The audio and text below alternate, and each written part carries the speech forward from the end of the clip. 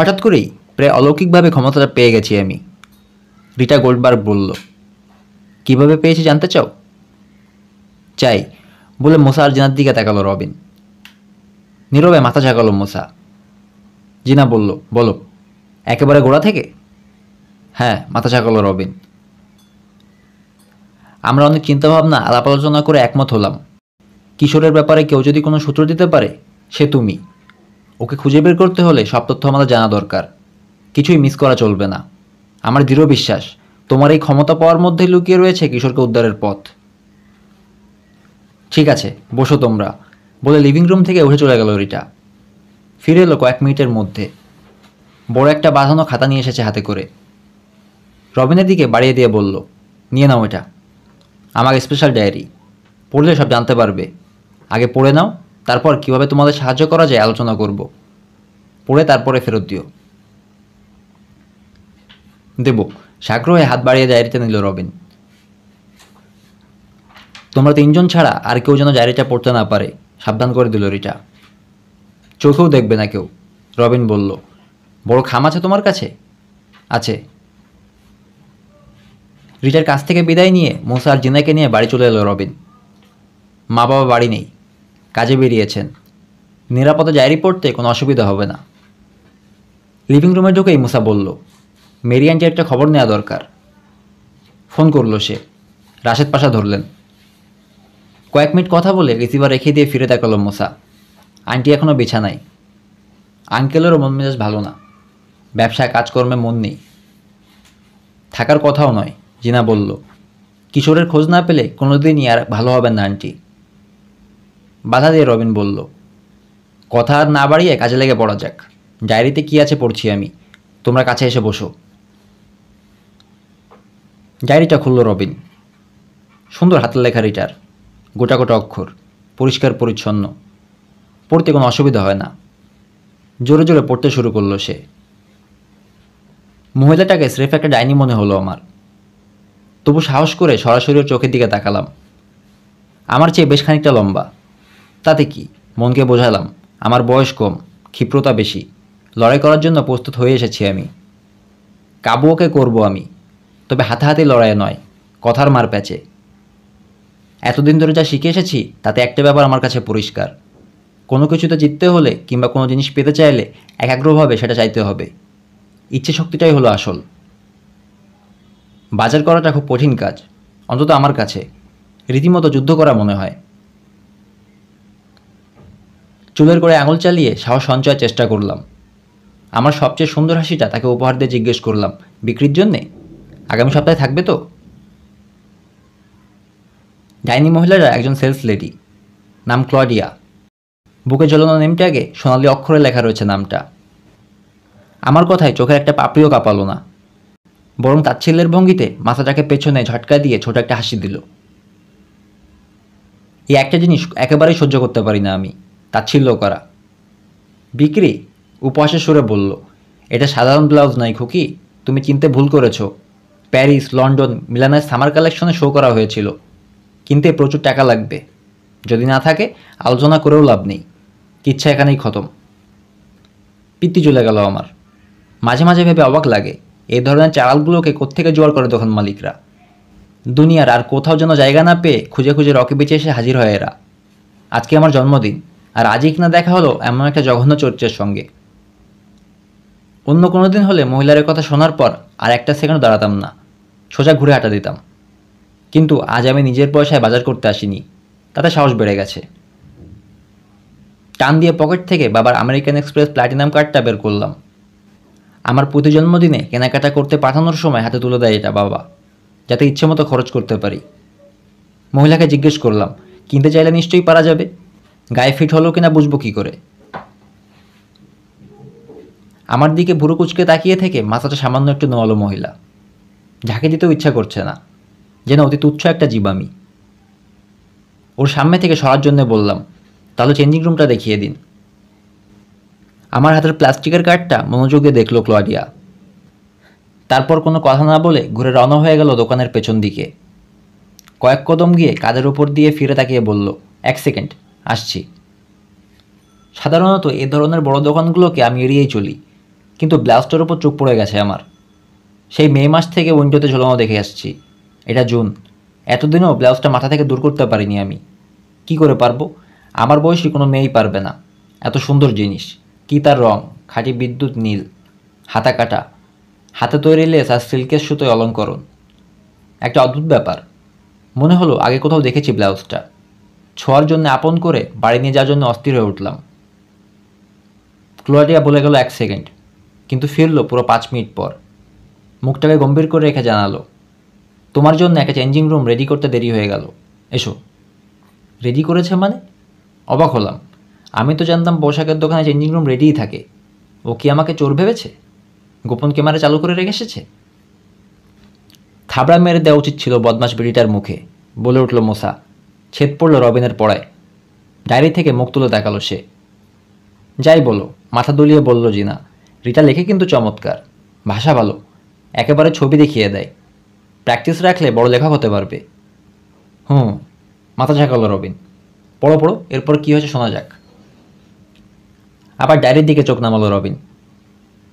Changing রুমে ঢুকে আর একটা মুহূর্ত দেরি করলাম না। ক্যামেরার কথা মাথা থেকে উধাও করে দিয়ে পরে ফেললাম ব্লাউজটা। এমনভাবে ফিট করলো যেন আমার জন্যই মাপ দিয়ে বানানো হয়েছে। আয়নার দিকে তাকালাম। সত্যি দারুণ মানিয়েছে আমাকে, তবে দামটা অতিরিক্ত, $300। একটা ব্লাউজের দাম 300, কল্পনা করা যায়? বাবার পকেট থেকে এতগুলো টাকা খসাতে মায়ে লাগলো আমার, কিন্তু কোনো মতে লোভ ছাড়তে পারলাম না। আয়নার দিক থেকেও চোখ সরাতে পারলাম না। এক দৃষ্টিতে প্রতিবিম্বের দিকে তাকিয়ে থাকতে থাকতে কী যেন কি ঘটে যেতে লাগলো আমার ভেতরে। প্রচণ্ড একটা ধাক্কা খেলাম। সাংঘাতিক ক্ষমতা তৈরি হচ্ছে যেন আমার মধ্যে। ব্লাউজটা আগে কোথাও দেখেছি, বারবার মনে হচ্ছে এ কথাটা। কোথায়? অন্য কোনো দোকানে, কোনো ফ্যাশন শোতে? ওহো, দোকানে নয় বা কোনো স্টলে নয়। ব্লাউজটা যেন আমারই ছিল, আমি নিজেই পরেছি কোনো এক সময়। কিন্তু তা কী করে সম্ভব? যতই মনে করার চেষ্টা করলাম, তীক্ষ্ণ হয়ে উঠতে লাগলো স্মৃতি। ক্যামেরায় তোলা ছবির মতো ভেসে উঠল মনের পর্দায়। চোখ বুজে মনের চোখে ছবিগুলো দেখার চেষ্টা করলাম। জোরালো একটা গুঞ্জন কানে এলো। মনে হলো ছাদের কাছ থেকে আসছে। অনেক বেড়ে গেল শব্দটা। মাথার উপর ফ্লোরোসেন্ট লাইটগুলো মিটমিট করতে করতে নিভে গেল। অন্ধকার। হঠাৎ থেমে গেল গুঞ্জন। আলো জ্বলে উঠল আবার। ভয় পেয়ে গেলাম। ছুটে বেরোলাম বদ্ধ ঘরটা থেকে। ক্লডিয়া যেখানে থাকার কথা সেখানে নেই। তার জায়গায় অন্য এক মহিলা। চুলের ছাট থেকে শুরু করে মেকআপ, জুতো সবই সেকেলে। অনেক পুরনো ফ্যাশন। আরও ঘাবড়ে গেলাম। মগজের গোলমাল হয়নি তো আমার? ক্লডিয়ার চেয়ে কোনো দিক দিয়েই ভালো নয় এই মহিলাটিও। নেমটাকে নাম লেখা, গ্যারেট। শীতল কণ্ঠে জিজ্ঞেস করলো, চেঞ্জিং রুমে কী করছিলে? চেঞ্জিং রুমে কী করছিলাম মানে? আমি অবাক। আমি জানতে চাইছি কি পড়ছিলে। না, দোকানটার বদনাম না করে আর পারছি না। এখানকার সব কর্মচারীই দেখা যাচ্ছে ক্লডিয়ার মতো, ভালো ব্যবহার শেখেই নি। কিছুটা রুকুস্বরে জবাব দিলাম, গায়ে যে ব্লাউজটা দেখছেন এটাই পড়ছিলাম। চারপাশে তাকিয়ে অদ্ভুত সব পরিবর্তন লক্ষ্য করলাম। কোনো কিছুই যেন স্বাভাবিক লাগছে না। ঘটছেটা কি এখানে? কয়েক মিনিট আগে যে ডেকোরেশন দেখে গিয়েছিলাম সেটা বদলে গেছে। এত তাড়াতাড়ি কী করে বদলালো? দেখো মেয়ে, ধমকের সুরে বলল গ্যারেট, আমার দোকানের মধ্যে কোনো রকম গণ্ডগোল চায় না, যাও বেরো। কিন্তু আমি এখনই। আরও জোরে ধমকে উঠল গ্যারেট। কী সব পোশাক পরেছে দেখো, বিচ্ছিরি। আমার কাস্টমাররা তোমাকে দেখে চমকে যাচ্ছে, যাও যাও বেরো। এতক্ষণে লক্ষ্য করলাম দোকানের সব লোক তাকিয়ে আছে আমার দিকে, যেন আমি একটা চিড়িয়া, হা করে দেখছে। যাচ্ছি, তবে একটা কথা ম্যাম, বলতে ছাড়লাম না। ওদের চমকে যদি কেউ দিয়েই থাকে সেটা আমি না, আপনি। কি বললে? ঠিকই বলেছি, পাগলের চেয়ে ডাইনিকে অনেক বেশি ভয় করে লোকে। জবাব আটকে যাওয়ায় মরা মাছের মতো হাওয়া হয়ে গেল গ্যারেটের মুখ। প্রতিশোধ নিতে পেরে খুশি মনে দোকান থেকে বেরিয়ে এলাম আমি। পথে বেরিয়ে হতবাক। কয়েক মিনিটের মধ্যে পুরো শহরটাই কেমন পাল্টে গেছে। মানুষজন, জিনিসপত্র সব কিছু যেন এক লাফে ফিরে গেছে 13 বছর আগে। কি বিচ্ছিরি সব পোশাক পরেছে লোকে, প্যান্ট, জুতো, আহা কি ছিঁড়ি, বমি আসে দেখলে। আর একটা ব্যাপার, সবাই শীতের পোশাক পরেছে। সন্দেহ হলো। একটা দোকানে ক্যালেন্ডার ঝোলানো দেখে সেদিকে এগোলাম। স্তব্ধ হয়ে গেলাম। 1987 শীতকাল। এক লাফে এক যুগের বেশি পেছনে চলে এসেছি। অবিশ্বাস্য, এ কী করে সম্ভব? বোকার মতো তাকিয়ে রইলাম রাস্তার লোকজনের দিকে। ওরাও তাকাতে লাগলো আমার দিকে, যেন আমি একটা কি পাগলাগারদ থেকে এইমাত্র ছাড়া পেলাম। গরমকালের পোশাক পরে আছি আমি, প্রচণ্ড উত্তেজনায় শীতও টের পাচ্ছি না। মনে হলো সব রহস্যের জবাব রয়েছে ওই চেঞ্জিং রুমটায়। পায়ে পায়ে আবার মলের দিকে ফিরে চললাম।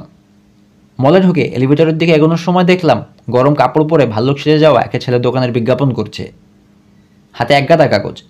আমার দিকে একটা কাগজ বাড়িয়ে দিতে গিয়ে থমকে গেল, কুচকে গেল ভুরু। ভাবল বোধহয় আমি তার প্রতিদ্বন্দ্বী, আজব পোশাক পরে তার জায়গা দখল করতে এসেছি।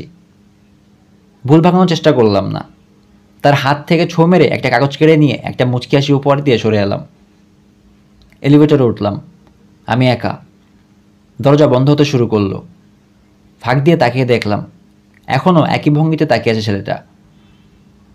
কাগজটার পেছনে পেন্সিলে লেখা রয়েছে কি যেন, দাগ পড়ে গেছে। উল্টে দেখলাম একটা ফোন নম্বর, ছেলেটারই হবে হয়তো। দরজাটা পুরো লেগে যাবার পর মাথার উপরের গুঞ্জনটা কানে এলো। আলো মিটমিট করতে লাগলো এলিভেটরের, নিভে গেল। বিদ্যুৎ চলে গেল নাকি? ঘাবড়ে গিয়ে অ্যালার্ম বেলের বোতামটা টিপতে যাব, ফিরে এলো বিদ্যুৎ। মুহূর্ত পরে দরজা খুলে গেল। 3 তলার মেঝেতে পা রাখলাম আমি। বেরিয়ে এসে চারপাশে তাকালাম। আবার সেই পরিচিত দৃশ্য, আমার পরিচিত পরিবেশ। স্বস্তির নিঃশ্বাস ফেললাম। শিওর আমি অতীতে চলে গিয়েছিলাম, ফিরে এসেছি বর্তমানে।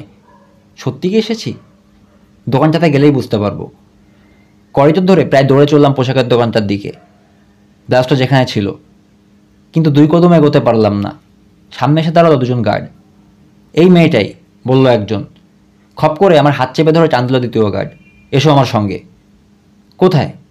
অবাক হয়ে জিজ্ঞেস করলাম। গেলেই টের পাবে খুকি। খুকি খুকি করছেন কেন আমাকে? রেগে উঠলাম। আমার বয়স কি খুব কম মনে হচ্ছে? কথার জবাব দিল না ওরা। একজন ওয়াকি টকি বের করে কারো উদ্দেশ্যে কথা বলল। পেয়েছি ওকে, ধরে নিয়ে আসছি। রবিন এ পর্যন্ত আসতেই বাধা দিয়ে মুসা বলে উঠল, দেখো ভাই, আমার মাথা গরম হয়ে যাচ্ছে, গলা শুকিয়ে গেছে। কোকটক যদি কিছু থাকে এনে দাও জলদি, খেলে হয়তো সহ্য করতে পারবো। বাপরে বাপ, কি কাণ্ড! হ্যাঁ, অবাক হওয়ার মতোই ঘটনা, বিড়বিড় করল জিনা। আমি কিন্তু অবাক হচ্ছি না। ডায়েরিটা খোলা অবস্থায় সোফার উপর উপর করে রাখলো রবিন। সেদিন লেকের পাড়ে ইউএফওটা দেখার পর থেকে অবাক হওয়া ছেড়ে দিয়েছি। কোনো কথাই আর অবিশ্বাস করব না। চোখের সামনেই তুলে নিয়ে গেল ওরা কিশোরকে। উঠে রান্নাঘরে চলে গেল রবিন। আভন থেকে বের করা গরম বার্গার আর ফ্রিজ থেকে কোক নিয়ে এলো। সামনের টেবিলে রেখে মুসার দিকে তাকালো, খাও। একটা বার্গার তুলে নিল জিনা, গ্লাসে কোক ঢাললো। ডায়েরিতে কী লেখা আছে জানার জন্য অস্থির হয়ে গেছে ওরা। তাড়াতাড়ি গপ গপ করে গেলে নিয়ে খাওয়া শেষ করলো। ডায়েরিটা আবার তুলে নিল রবিন। মুসার দিকে তাকালো জিনা। পড়ার সময় আর বাধা দেবে না, বুঝলে? তাড়াতাড়ি পড়া শেষ করতে না পারলে রিতার সঙ্গে আলোচনায় বসা যাবে না। যত জলদি সম্ভব খুঁজে বের করতে হবে কিশোরকে। কিন্তু কোথায় আছে কিশোর? মুসার প্রশ্ন। কাচু পিকচুতে। জানা থাকলে জবাব দিতে পারত জিনা। ভারী লাগামটা খচ্চরের পিঠের উপর দিয়ে টেনে এনে সপাং করে বাড়ি মারল কিশোর। হাট, শয়তান কোথাকার! রাগে চিৎকার করে উঠল সে। লাঙলের হাতল ধরে ঠেলা দিল জোরে। মাথা ঘুরিয়ে খচ্চরটাকে চোখে চোখে তাকাতে দেখে রাগ আরও বেড়ে গেল।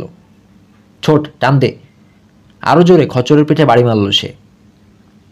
আস্তে 1 পা বাড়ল জানোয়ারটা, তারপর আরেক পা। পিছে পিছে হাঁটতে থাকলো কিশোর। লাঙল ঠেলতে ঠেলতে ব্যথা হয়ে গেছে হাত। কাঁধ পোড়াচ্ছে চড়া রোদ। সকালটা অর্ধেক শেষ। সূর্যোদয় থেকে পরিশ্রম করে এতক্ষণে মাত্র 2টো ফালি চাষ দিতে পেরেছে। এভাবে চললে খামারটা খোয়াতে হবে। ভাবনাটা শঙ্কা জাগালো মনে। এই খামারে জন্মায়নি সে।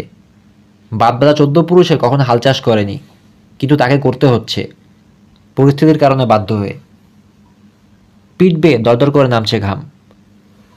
শার্টের হাতা দিয়ে ভুরুর ঘাম মুছল। 1 গ্লাস ঠান্ডা পানি বা লেমনেড পেলে খসখসে গলাটা ভেজানো যেত।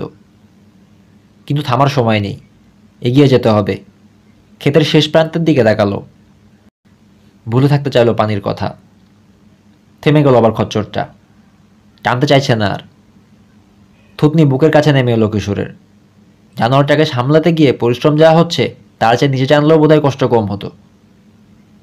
মাথার দোমড়ানোর বাদামি হাটটা খুলে নিয়ে রাগ করে মাটিতে আশ্রে ফেলল সে।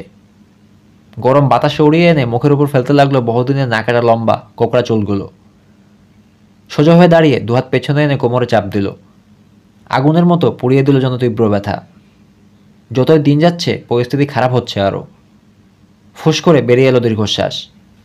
আকাশের দিকে তাকিয়ে বিড়বিড় করে বলল, মিস্টার হার্ট, খরচটাকে একটু হাঁটতে বলুন প্লিজ। আপনি বললেই ও হাঁটবে, আপনার কথা শোনে, আমাকে পাত্তাই দেয় না। বাড়ির দিকে তাকালো কিশোর। বিশাল ওক গাছটার নিচের কবর ফলক দুটো এখান থেকেও দেখা যায়। রোদের মধ্যেও গায়ে কাটা দিল তার। ইন্ডিয়ান দম্পতির মৃত্যুটা এখনও তার কাছে রহস্যময়। নিজের অজান্তেই বুঝে এলো চোখের পাতা। সিসি আর হেনরিকে দেখতে পেল কল্পনায়। আবার চোখ মেলল। বিশাল বাড়িটাতে ওই দুটো ছেলে মেয়েকে নিয়ে একা থাকতে হয় তাকে। কানে বাজতে লাগলো লং জন হার্টের যন্ত্রকাতর কণ্ঠ। ছেলে মেয়ে দুটোকে তুমি দেখো কিশোর, তোমার হাতে তুলে দিয়ে গেলাম ওদের। যে বিকেলে মারা গেছেন হার্ট আর তার স্ত্রী করিনা, সেই বিকেলটা এখনও জলজলে তার স্মৃতিতে। ধূসর মেঘ জমেছিল আকাশে। ঠান্ডা বাতাসে ভেসে আসছিল বৃষ্টির গন্ধ।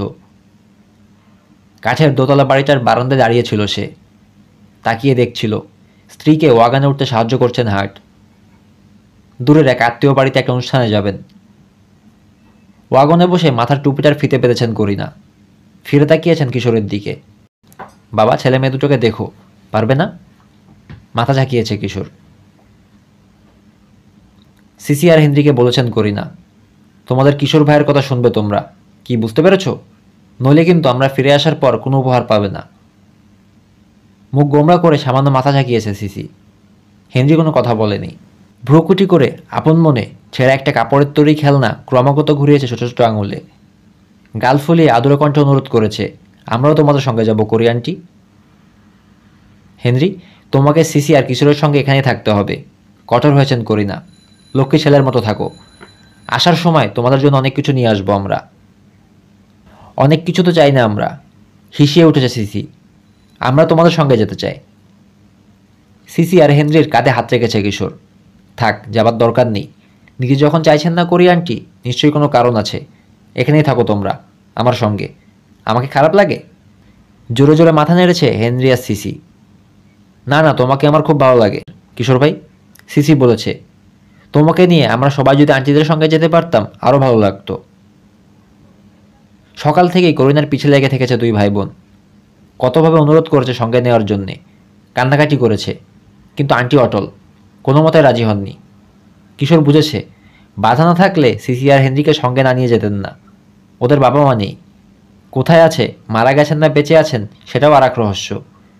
এ ব্যাপারে প্রশ্ন করেও কোনো জবাব বের করতে পারেনি কিশোর। হার্টসদের সঙ্গে সিসি বা হেনরির রক্ত সম্পর্ক নেই, কিন্তু বাবা মায়ের অবর্তমানে বাবা মার মতোই স্নেহ দিয়ে দুজনকে বড় করতে চেয়েছেন ওই ইন্ডিয়ান দম্পতি। সুতরাং নিন্নি যখন বোঝাই গেছে, সঙ্গে নেওয়ার উপায় ছিল না। সিসির বয়স 13, হেনরির 6। কিশোরের হাত ছাড়িয়ে নিয়ে এমন করে গিয়ে সিঁড়িতে গা ঘেঁষাঘেঁষি করে বসেছিল দুজনে, মায়ে লাগছিল কিশোরের। দুজনেরই কালো চুল, দুজনেরই কান্না ভেজা সবুজ চোখের তারা জলজল করছিল রাগের আগুন। নিশ্চিন্তে চলে যান আপনারা, হেসে বলেছে কিশোর। সিসি আর হেনরি ঠিক মতোই ঘরের কাজ করবে, সকাল সকাল ঘুমাতে যাবে। তার দিকে তাকিয়ে জিভ বের করে ভেঙচি কেটেছে সিসি। হেসেছে কিশোর।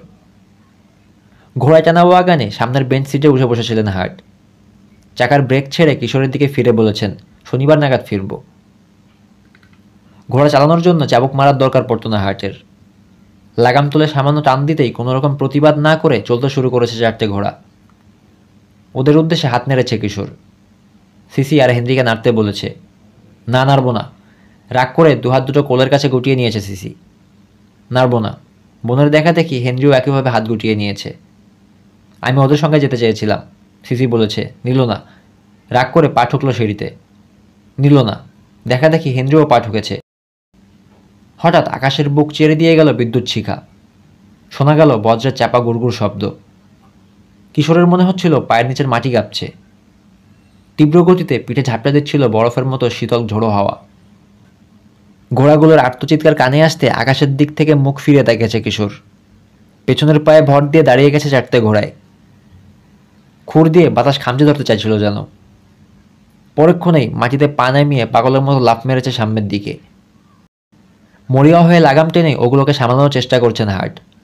চিৎকার করে ডেকে ডেকে শান্ত করতে চেয়েছেন। লাফ দিয়ে বারান্দা থেকে ছুটে গেছে আতঙ্কিত কিশোর। চিৎকার করে ঘোড়াগুলোকে থামতে বলেছে, কিন্তু বিফল হয়ে বাতাসে ভেসে গেছে তার ডাক।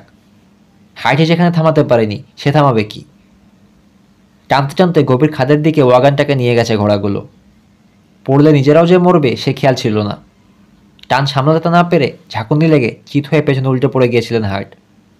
ওয়াগনের ধার আঁকড়ে ধরেছিলেন করিনা। হ্যাচকা টানে মাথার টুপিটা উড়িয়ে নিয়ে যেতে চেয়েছিল বাতাস। ফিতে বাঁধা থাকায় তা পারেনি। ফাঁসের মতো গলায় টান দিচ্ছিল সেই ফিতে। বাতাসে উঠছিল লম্বা চুল। কোনো মতে থামানো যায়নি ঘোড়াগুলোকে। সোজা দেহে গিয়েছিল খাদের দিকে। ডিগবাজি খেয়ে অদৃশ্য হয়ে গেছিল পাড়ের ওপাশে।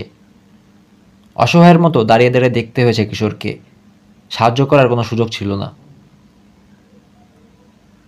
দুর্ঘটনা নিয়ে অনেক ভেবেছে কিশোর। হাজার ভেবেও কোনো কুলকিনারা পায়নি। কেন এমন অদ্ভুত আচরণ করলো ঘোড়াগুলো তার কোনো উত্তর পায়নি। বিদ্যুৎ চমকাতে দেখে ঘাবড়ে গিয়েছিল নাকি বজ্র শব্দে ভয় পেয়েছিল? সূত্র খুঁজে বেরিয়েছে কিশোর ভাঙা গাড়িটায়, খাদের উপরে, খাদের নিচে। কিছুতেই বুঝতে পারেনি ঘোড়াগুলোর এভাবে হঠাৎ খেপে যাওয়ার কারণ। রহস্যটা এখন অমীমাংসিত। সবচেয়ে বিস্ময়কর ব্যাপারটা হলো কোনো প্রাণীর উপর হার্টকে এভাবে নিয়ন্ত্রণ হারাতে আর দেখেনি সে, বরং উল্টোটাই দেখেছে। সব জানোয়ার তার কথা শুনত। গৃহপালিত তো বটেই, বনের জানোয়ারও তার কথা অমান্য করতো না। করতো যে না সেটা তো কিশোর নিজের চোখেই দেখেছে। জানোয়ারের কথা না শুনলে আজ সে এখানে থাকতো না। কোনোদিন ওদের খাবার হয়ে মাটির সঙ্গে মিশে যেত। মনে পড়ল রকি বিচের সেই দিনটির কথা। ভুল তারিখে তার জন্মদিন করে ফেলেছিলেন মেরি চাচি। ভুলটা যে কী করে করলেন তিনি সেটাও এক রহস্য। আর যারই হোক, কিশোরের জন্মদিনের তারিখ নিয়ে অন্তত মেরি চাচির ভুল হওয়ার কথা ছিল না। রহস্যটা ভেদের সুযোগই পায়নি কিশোর। জন্মদিনে নতুন ক্যামেরা উপহার পেয়েছিল। সেই ক্যামেরা নিয়ে লেকের পাড়ে বনে ইউএফও ছবি তুলতে গিয়েছিল। আকাশে বিচিত্র মেঘ দেখেছিল। দেখেছিল রঙিন ফানেল।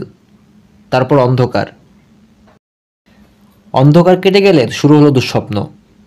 মস্ত এক কাচের পাইপে ভরে রাখা হয়েছে তাকে। পালালো সে ওটার ভেতর থেকে।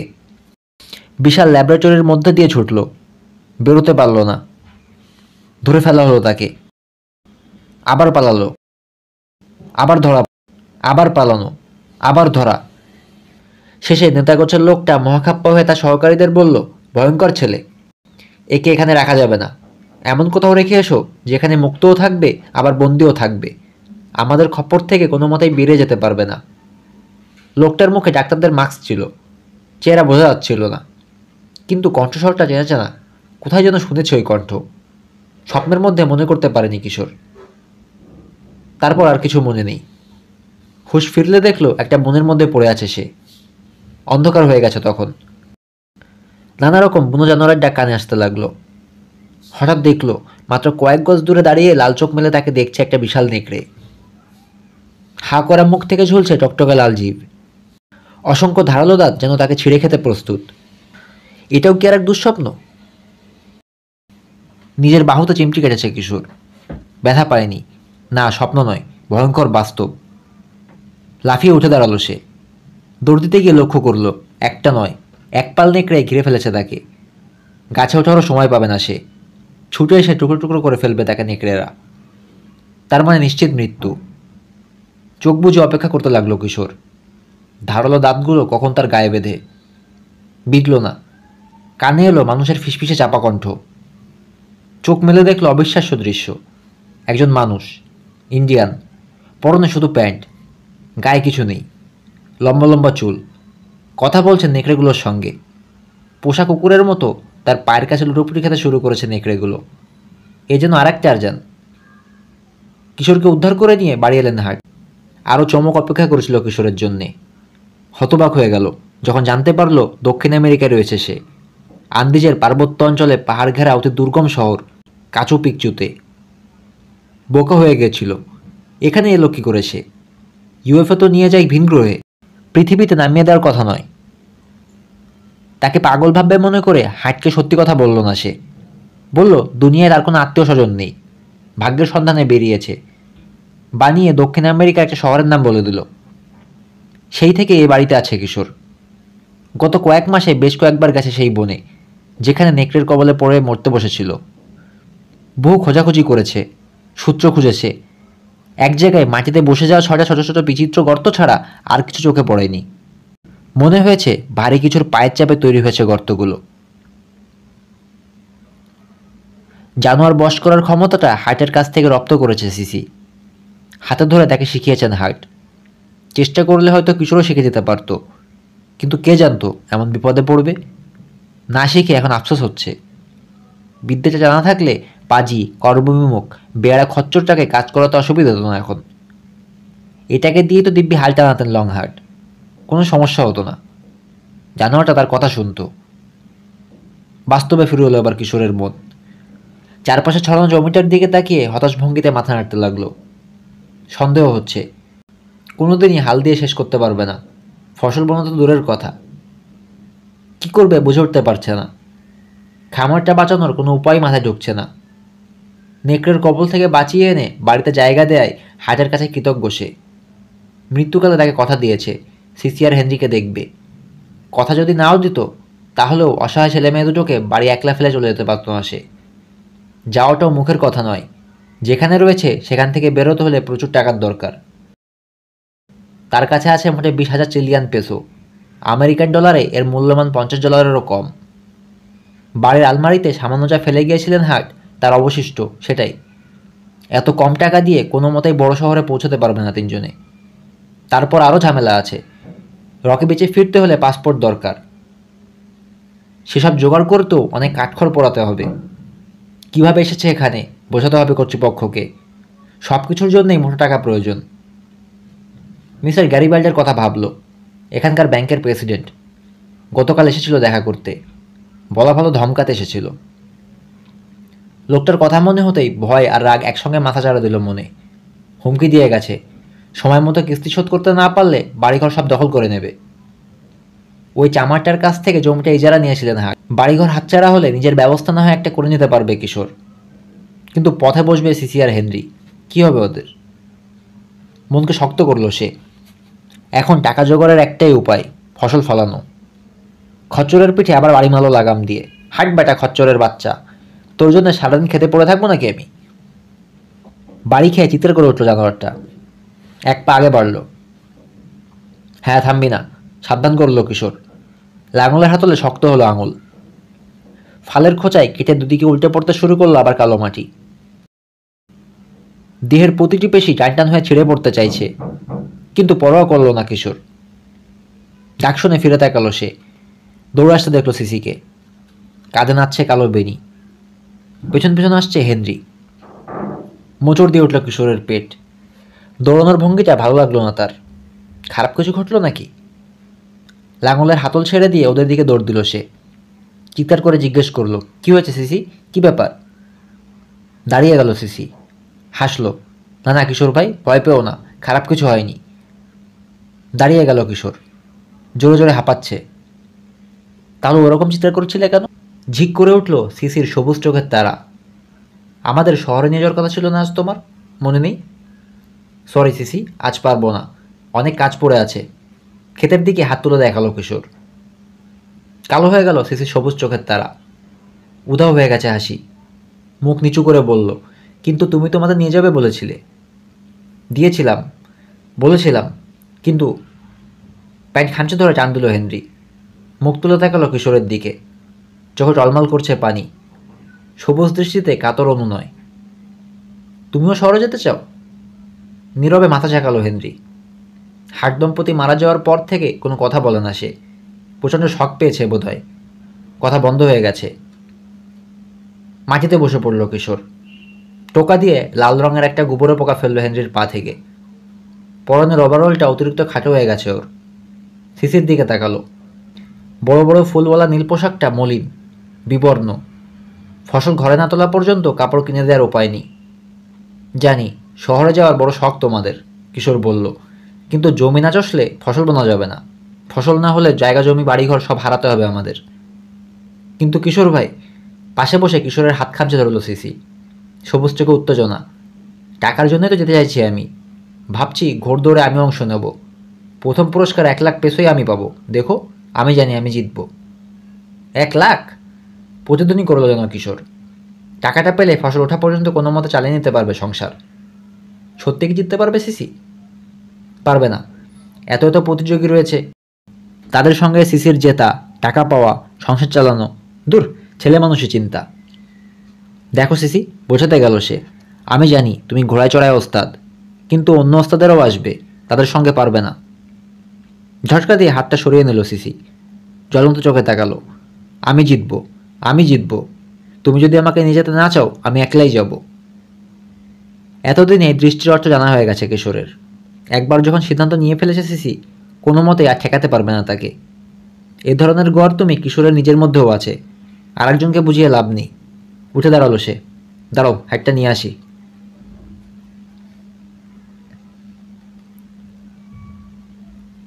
হেনরিকে কাঁধে বসিয়ে কাছে রাস্তা ধরে হেঁটে চলল কিশোর। পাশে পাশে হাঁটছে সিসি। টানতে টানতে নিয়ে চলেছে তার প্রিয় ঘোড়াটাকে। ঘোড়াটা কালো, নাম গোস্ট। পিঠে চড়ে যেতে পারত সিসি, কিন্তু দৌড়ের আগে গোস্টকে ক্লান্ত করতে চায় না। সিসির জেতার সামান্যতম সম্ভাবনা নেই, কিন্তু আর কিছু বলল না কিশোর। শহরে গেলে সিসি নিজেই নিজের ভুল বুঝতে পারবে, জেতার কল্পনাটা স্বপ্ন ছাড়া আর কিছু নয়। শহরের কাছাকাছি হতে লোকের হট্টগোল আর ব্যান্ডের বাজনার শব্দ কানে এলো। চৌরাস্তায় এসে মেন রোডে উঠল ওরা। প্রধান সড়কটাও কাঁচা। রাস্তার উপরে উঁচুতে আড়াআড়িভাবে ব্যানার টানানো হয়েছে। লোকে লোকারণ্য। কাঠের তৈরি সারি সারি দোকান। দরজায় বড় করে লেখা নোটিশ ঝুলছে, ঘোড় দৌড়ের জন্য দোকান বন্ধ। রাস্তার পাশে টানানো সাইনবোর্ড পড়ে জানা গেল ঘোড়দৌড় হবে মেন রোডে, বেলা 1টায়। ঘড়ি নেই কিশোরের হাতে। কোথায় হারিয়েছে তাও মনে করতে পারল না। জন্মদিনে পাওয়া ক্যামেরাটার মতো। জোর করে মন থেকে দূর করল রকি বিচের ভাবনা। ভাবলে ভীষণ কষ্ট হয়। সূর্য দেখে অনুমান করলো 1টা বাজতে বেশি দেরি নেই। দারুণ, তাই না? উত্তেজনায় গলা কাঁপছে সিসির। মনে হচ্ছে আশেপাশে অঞ্চলের আর কেউ নেই ঘরে, সব ঝেঁটিয়ে চলে এসেছে রেস দেখতে। পায়ের আঙুলে ভর দিয়ে মাথা উঁচু করে টাউন হলের দিকে তাকালো সে। বারান্দা আর সিঁড়িতে দাঁড়ানো কিছু লোক হাসাহাসি করছে, কথা বলছে। পিপার উপর দাঁড়িয়ে আছে একজন লোক, দুহাতে মাথার উপর তুলে রেখেছে একটা বোর্ড, তাতে লেখা ঘোড়দৌড়ায় আগ্রহীরা এখানে এসে নাম লেখান। নামটা লিখিয়ে আসি, সিসি বলল। সিসির হাত থেকে লাগামটা নিয়ে নিল কিশোর। তুমি যাও, আমি গোস্টকে নিয়ে এগোচ্ছি। এক কাঁধ থেকে অন্য কাঁধে সরালো হেনরিকে। সিসির পিছে পিছে চলল। বারান্দায় দাঁড়ানো লোকটাকে বলল সিসি, আমি নাম লেখাতে চাই। মুহূর্তে স্তব্ধ হয়ে গেল বারান্দার হট্টগোল। সবার চোখ সিসির দিকে, যেন আর একটা মাথা গজিয়েছে ওর। চওড়া কাদওয়ালা লম্বা এক যুবক এগিয়ে এলো সামনে। মেয়ে মানুষ, তুমি রেস খেলবে কি? নিজের নাকের ডগা টিপে ঘাম মুছল সিসি। কোথায় লেখা আছে সে কথা, জন ফ্রেঞ্চ? গাঢ় লাল চলে আঙুল চালালো যুবক। লেখা নেই, কিন্তু নিয়মকানুন সব মুখস্থ আমাদের। মেয়ে মানুষ নেওয়া হবে না। ও তাই নাকি? জানো যে আমি খেলে জিততে পারবে না, ভয় নিতে চাইছো না। চোখের পাতা শুরু হয়ে গেল জনের। তোমাকে ভয় পাবো কেন? ফ্রেন্ডসদের সঙ্গে কেউ পারে না। এগিয়ে গেল কিশোর। সে জানে শহরের সবাই ফ্রেন্ডসদের ভয় পায়। এলাকার সবচেয়ে ধনী পরিবার, টাকা আর ক্ষমতার জোরে যে কাউকে ঘাট ধরে বের করে যেতে পারে শহর থেকে। এখানকার স্থানীয় নয় এরা। সেই 1700 সালে উত্তর আমেরিকা থেকে এসেছিল ওদের পূর্বপুরুষ। ওদের দেখতে পারে না কিশোর, বিশেষ করে দুই ভাই, জন ফ্রেঞ্চ আর মার্ক ফ্রেঞ্চকে। কেউ যদি নাই পারে, নিতে এত ভয় পাচ্ছেন কেন? আরে নিয়ে নাও, বলে উঠল আরেকটা ভারী কণ্ঠ। সবগুলো চোখ ঘুরে গেল তার দিকে। দুটো সোনালি রঙের ঘোড়ার লাগাম ধরে টাউন হলের দিকে এগিয়ে আসছে মার্ক ফ্রেঞ্চ। হাঁটার তালে তালে ঢেউ খেলছে ঘোড়াগুলোর শক্তিশালী পেশিতে। দাও ওকে একটা সুযোগ, সিসিকে দেখালো মার্ক। খেলুক না, বুঝুক কেমন মজা। দমে গেল কিশোর। ঘোড়া দুটো দেখেই বুঝে গেছে ওগুলোর সঙ্গে পারতে হলে অলৌকিক ক্ষমতা লাগবে সিসির। খুশিতে চিৎকার করে উঠল সিসি। থ্যাঙ্কস মার্ক, যাও, কথা দিলাম তোমাকে বেশি পেছনে ফেলবো না আমি। সিসির আত্মবিশ্বাস অবাক করল কিশোরকে। ভাবলো বড় বেশি ছেলে মানুষ। বারান্দায় দাঁড়ানো একজন লোক হাত নেড়ে ডাকলো সিসিকে। বড় একটা চকবোর্ড দেখালো। রেসে অংশগ্রহণকারীদের নাম লেখা রয়েছে বোর্ডটায়। নাও, নিচে তোমার নাম লিখে দাও, চক বাড়িয়ে দিল সে। পরিষ্কার অক্ষরে দ্রুত নিজের নাম লিখে দিল সিসি। মার্ক আর জনকে পরস্পরের দিকে তাকাতে দেখল কিশোর। মুচকি হাসি ওদের ঠোঁটের কোণে। শঙ্কিত হলো সে, আল্লাহ জানে কি ফন্দি করেছে ওরা।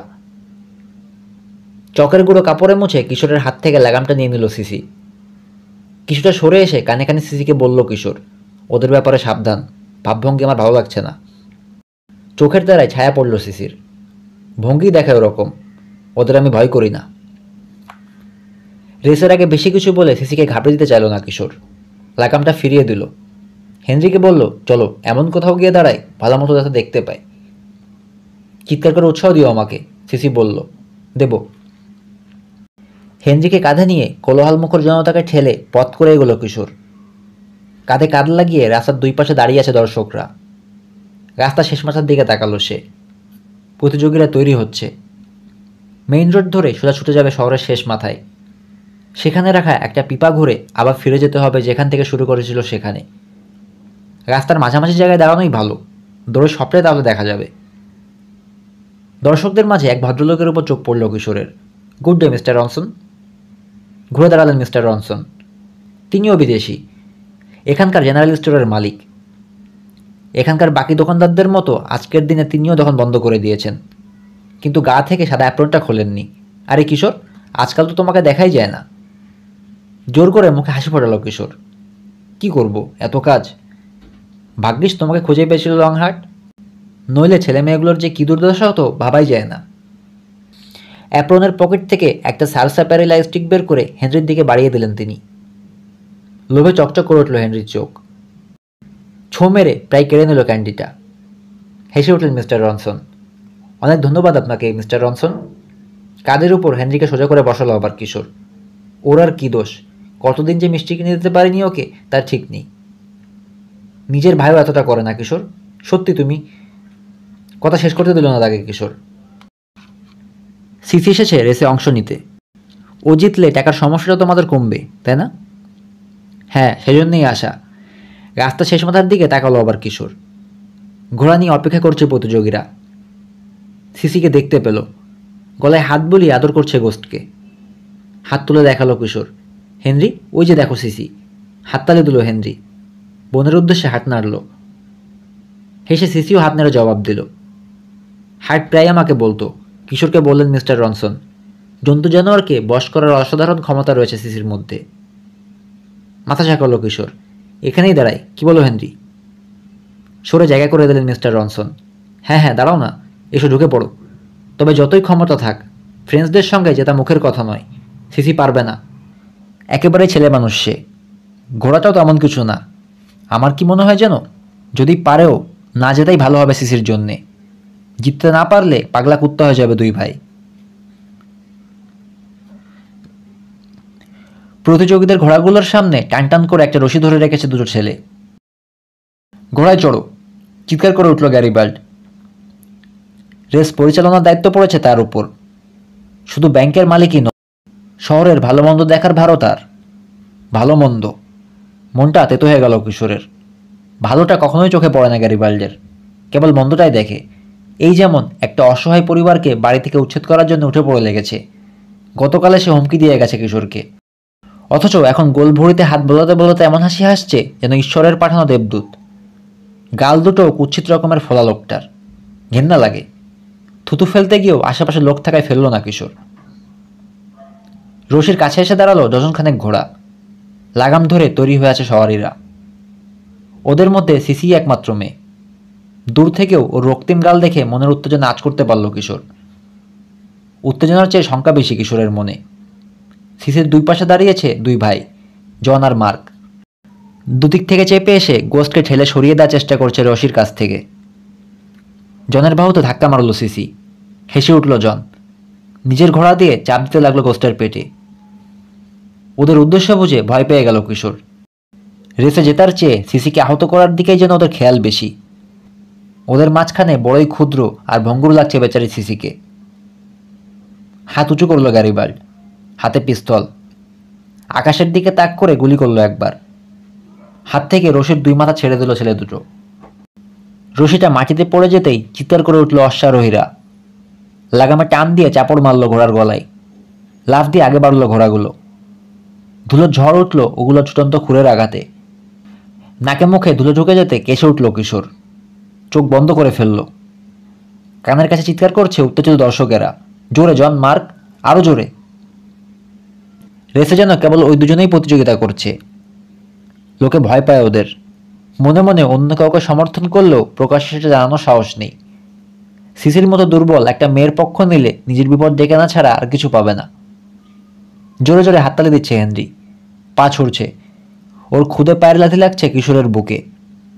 কাঁধের উপর তাকে সোজা করে বসালো কিশোর। দর্শকটি ঠেলে এগিয়ে গেল ভালো মতো দেখার জন্যে। প্রাণপণে ছুটছে সিসি। দুপাশে মার্ক আর জন।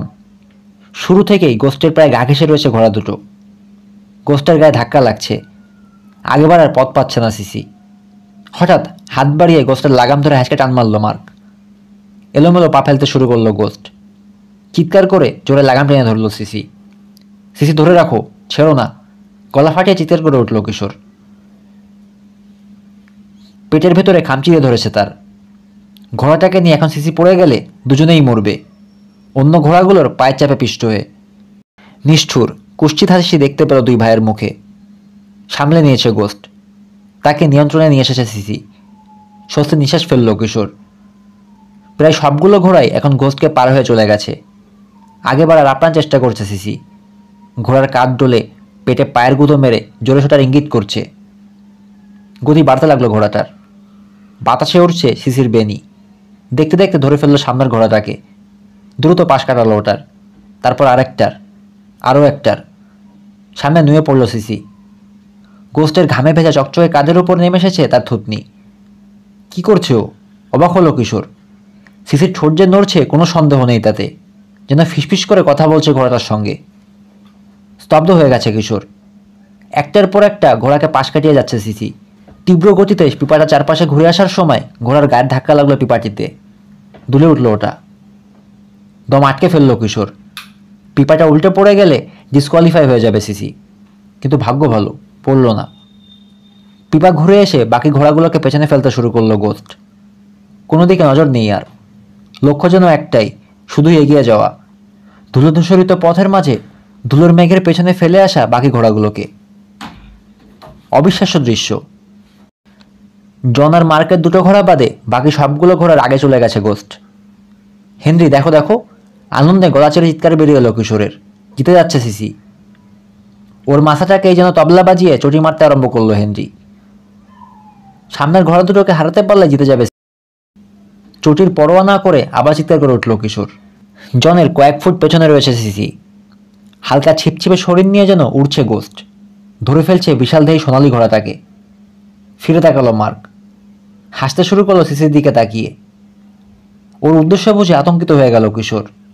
আবার যদি লাগাম ধরে টান মারে, এই গতিতে থেকেই কোনো মতে সামলাতে পারবে না গোস্ট। ডিগবাজি খেয়ে পড়বে। ঘোড়া আর তার সওয়ারি দুজনেরই ঘাড় ভাঙবে। চিৎকার করে সাবধান করতে গেল কিশোর। স্বর বেরোলো না। হাত বাড়ালো মার্ক। চটি বাজানো থেমে গেছে হেনরির। কিশোরের চুল আঁকড়ে ধরেছে সে। শক্ত হয়ে গেছে শরীর। ফোপাতে শুরু করলো। চিৎকার করে কেঁদে উঠবে মনে হচ্ছে। ভয়ঙ্কর এই দৃশ্য হেনরিকে দেখতে দিতে চাইল না কিশোর। টেনে তাকে কাঁধ থেকে নামানোর চেষ্টা করলো, কিন্তু সেটাই বসে আছে হেনরি। কোনো মতে তাকে নামানো গেল না। কোনো রকম আগাম সংকেত না দিয়ে আচমকা পেছনের পায়ে ভর দিয়ে দাঁড়িয়ে গেল মার্কের ঘোড়াটা। মার্কের একটা হাত বাড়ানোই আছে গেস্টের দিকে। ভয়াবহ হাঁক ছেড়ে নাকের মাংস কুচকে উপরে তুলে নিয়ে ঝাঁপিয়ে পড়ল জনের ঘোড়াটার উপর। ফিনকি দিয়ে রক্ত বেরিয়ে ছিটকে পড়ল দুই ভাইয়ের উপর।